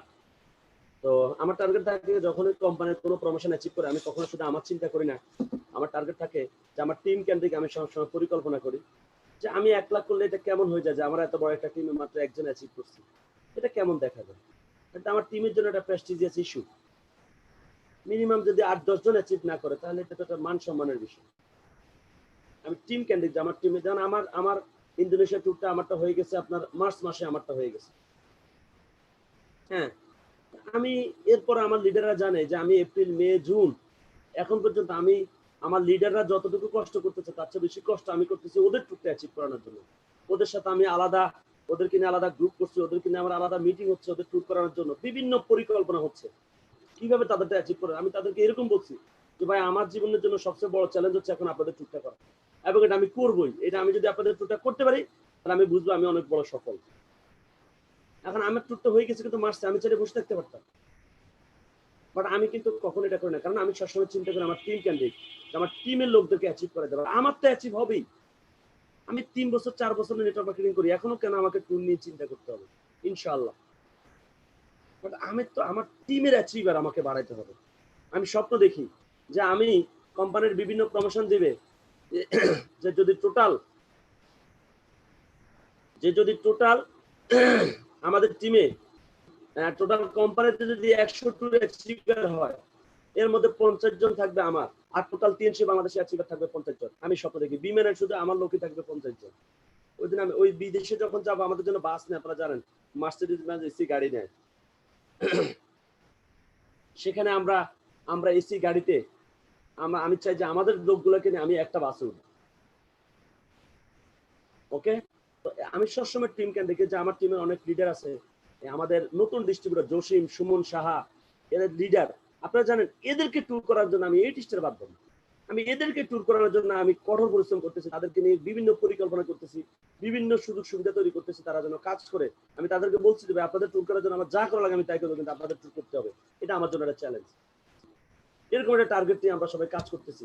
তো আমি এই জন্য বলবো যে আমরা সবাই এই ট্যুর কেন্দ্রিক আমাদের টিমকে নিয়ে সবসময় পরিকল্পনা করবো ইন্দোনেশিয়া ট্যুরে সর্বোচ্চ সংখ্যা। পাশাপাশি আপনারা জানেন যে আমাদের কোম্পানি অলরেডি আমাদের সবাইকে একটা প্রমোশন দিচ্ছে, যেটা দিয়ে আমি কোম্পানির কাছেও কৃতজ্ঞ, পাশাপাশি আমাদের লিডারদের কাছে কৃতজ্ঞ। এরকম একটা প্রমোশন দেওয়ার কারণে আল্লাহর রহমতে গত 2-3 মাস, মানে আমি বিশ্বাস করি জানুয়ারি মাস থেকে, অনেকে বলবে জানুয়ারি ফেব্রুয়ারি অনেক ভালো বিজনেস করছে, মার্চ মাসে ভালো বিজনেস করছে, এপ্রিল মেতে তাদের বিজনেস খারাপ হচ্ছে। বাট আমি বলবো ইনশাল্লাহ January February March April May June 6 মাসের, মানে 6 মাস না 5 মাস, গত মাস পর্যন্ত মে মাস, 5 মাসের ইনশাল্লাহ কোনো মাসে আমার ব্যবসা খারাপ হয়নি। কারণ আমি দেখছি জানুয়ারি ফেব্রুয়ারির চেয়েও আমার গত মাসের বিজনেস ইনশাল্লাহ অনেক ক্ষেত্রে ভালো হয়েছে। ওকে, এর কারণ হচ্ছে কোম্পানির এই প্রমোশন, আমরা এই প্রমোশনটাকে কাজে লাগাইছি। আমি আপনাদের সবাইকে বলবো এখানে যারা আছেন, যারা এখন এই প্রমোশনটা নেন নাই, এটা একটা অপরচুনিটি আমাদের সবার জন্য কোম্পানি দিচ্ছে। আমি আপনাদের সবাইকে বলবো, দেখেন আমি নিজেই ফ্রিজ পিউরিফায়ার কয়টা নিছি, 2টা নিলাম, এই মাসে আরেকটা হবে, 3টা ফ্রিজ পিউরিফায়ার আমি নিজে নিছি। আমি নিজে ফ্রিজ পিউরিফায়ার নিছি। ওকে, তো আমি 3টা নিছি, আমি নিজে 3টা, কারণ এটা হচ্ছে আমাদের জন্য কোম্পানিতে একটা গিফট। আপনি জানেন আমি কোম্পানি থেকে তাহলে কত প্রমোশন নিছি, 3টা মানে আমি 3টা 40,000 টাকা কিন্তু কোম্পানি থেকে আমি গিফট নিয়ে গেছি। তাহলে আপনি কত টাকা নিছেন? আপনারটা কই? কোম্পানি তো সবার জন্য দিছে, আপনি কেন নিতে পারতেছেন না? কারণ যে আপনার যে সেরকম অ্যাটিটিউড আপনি এখানে তৈরি করতে পারেন নাই। ওকে, সেই জন্য আমরা সবাই কি করব, আমরা সবাই অবশ্যই এই প্রমোশন গুলোকে মাথা রেখে আমরা সবাই সামনে আগাবো।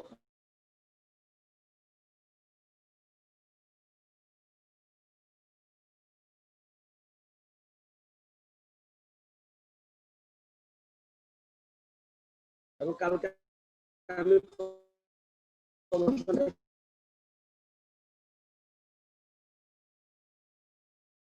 কিভাবে কাজ করবেন, কালকে এগুলো আমরা পরিকল্পনা করবো, এগুলো নিয়ে কাজ মনে রাখবেন। তখনই আপনি শেষিমা যখন যে কোনো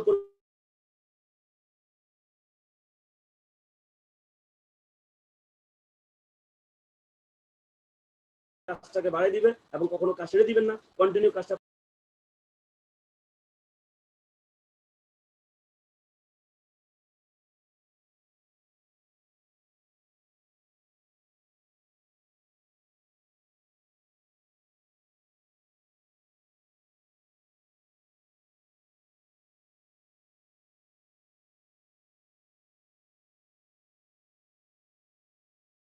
যেটা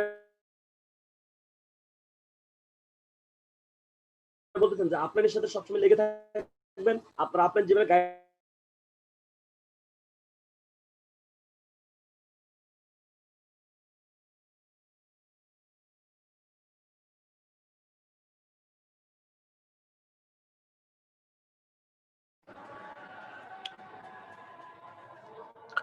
স্যার, নামাজের বিরতি হবে। সবুজ স্যার, নামাজের বিরতি হবে।